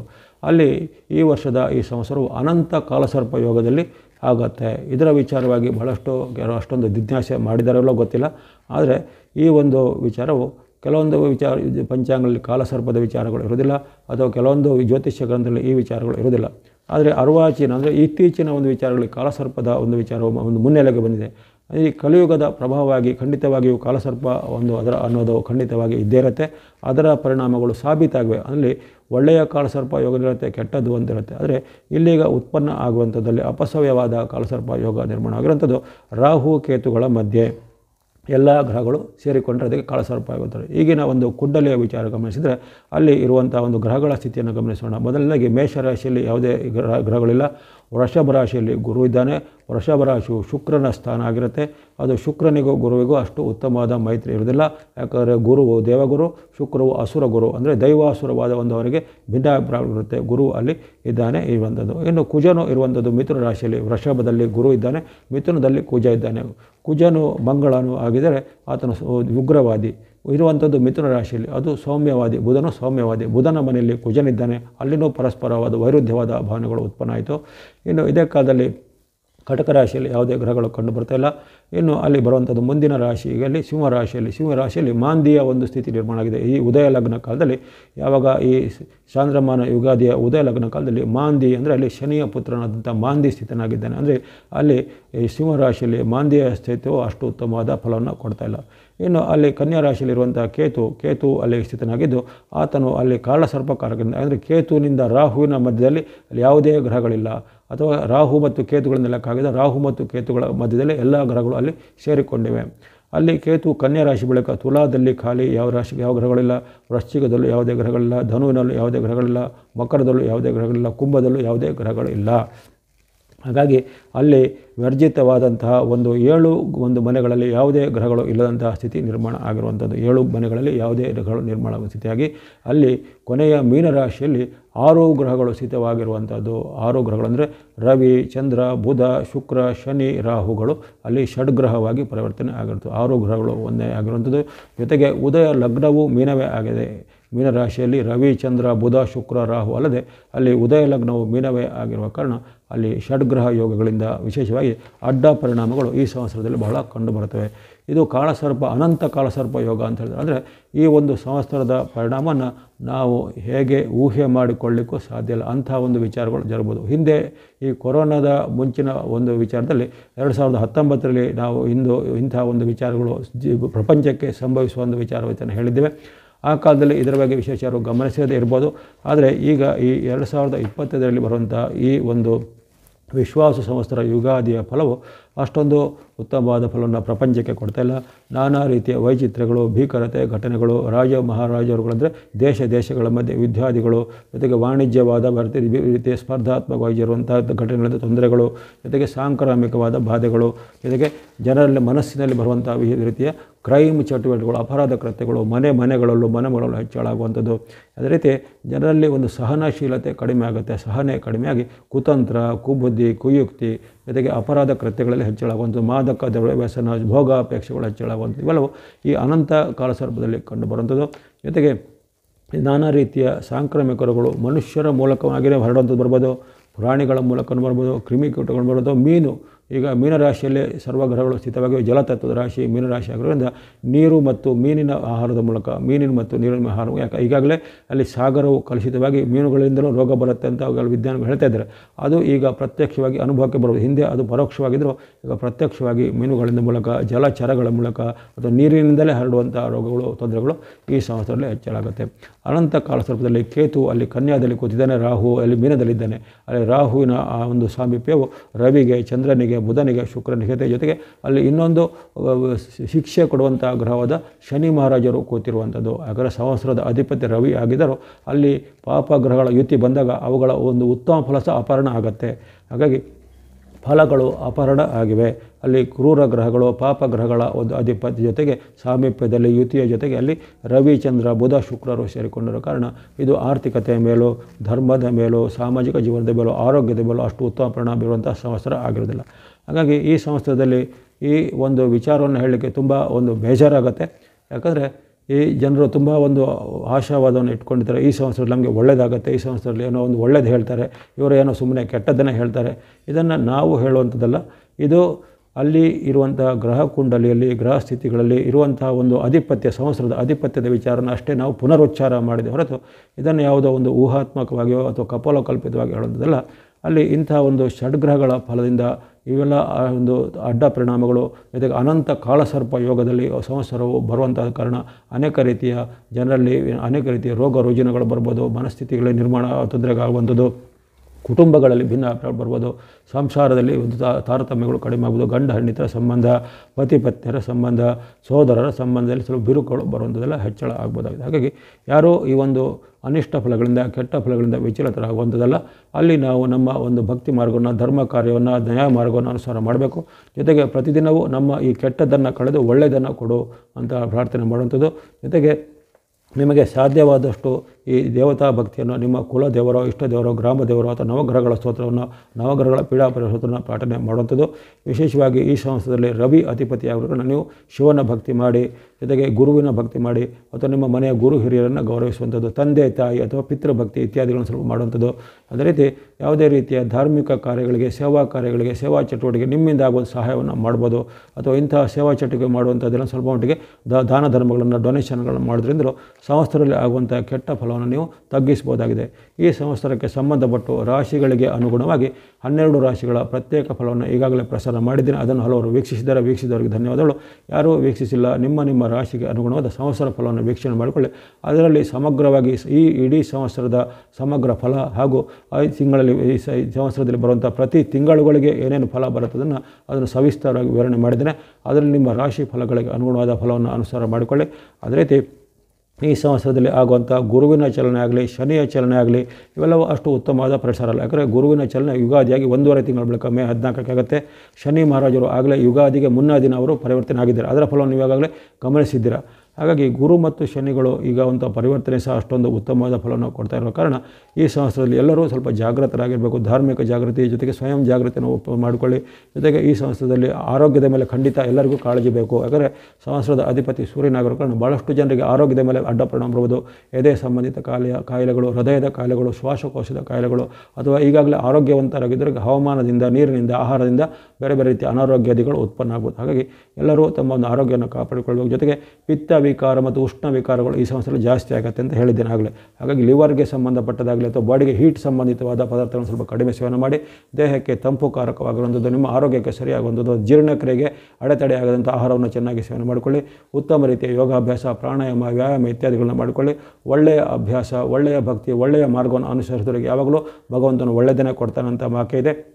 ಹಾಗಾಗಿ ಈ ಯುಗಾದಿ ಸಂವತ್ಸರದಲ್ಲಿ ಬೇವು ಬೆಲ್ಲವನ್ನು ಸೇವನೆ ಮಾಡುವಾಗ ನಮಗೆ ವಿಶೇಷವಾಗಿ ಪರಮಾತ್ಮನಲ್ಲಿ ನಮ್ಮ ಆಯುರ್ವರ್ಗ ಶಕೀರ್ತಿ ಜಯಲಾಭಕ್ಕಾಗಿ ನಾವೆಲ್ಲ ಪ್ರಾರ್ಥನೆ ಮಾಡೋಣ. ತಮಗೆಲ್ಲರಿಗೂ ಶ್ರೀ ವಿಶ್ವಾಸ ಸಂವತ್ಸರವು ಆಯುರ್ವರ್ಗ ಶಕೀರ್ತಿ ಜಯಲಾಭಗಳ ಸಿದ್ಧಿಯನ್ನು ತಂದುಕೊಳ್ಳೆಂದು ಮತ್ತೊಮ್ಮೆ ಹಾರೈಕೆ ಮಾಡ್ತಿದ್ದೇನೆ. ನಿಮ್ಮೆಲ್ಲರ ಪ್ರೋತ್ಸಾಹಕ್ಕೆ ಮತ್ತೊಮ್ಮೆ ಧನ್ಯವಾದಗಳು. ಮುಂದೆ ನಿಮ್ಮ ವಾಹಿನಿಗೆ ಪ್ರೋತ್ಸಾಹ ಸಿಗ್ತಾ ಇರಲಿ. ಸಬ್ಸ್ಕ್ರೈಬ್ ಮಾಡಿ ಪ್ರೋತ್ಸಾಹಿಸಿ ನಮ್ಮಿಂದ ಪ್ರಸಾರ ಕಾರ್ಯಕ್ರಮ ವೀಕ್ಷಿಸ್ತಾ ಬನ್ನಿ. ಸರ್ವೇಷಾಂ ಸನ್ಮಂಗಲಾನಿ ಭವಂತು.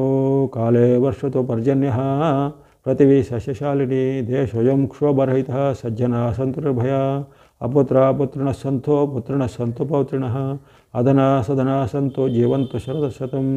ಸರ್ವೇ ಭವಂತು ಸುಖಿನಃ, ಸರ್ವೇ ಸಂತು ನಿರಾಮಯಂ, ಸರ್ವೇ ಭದ್ರಾಣಿ ಪಶ್ಯಂತಿ, ಮಾ ಕಶ್ಚಿತ್ ದುಃಖಭಾಗ್ ಭವೇತ್.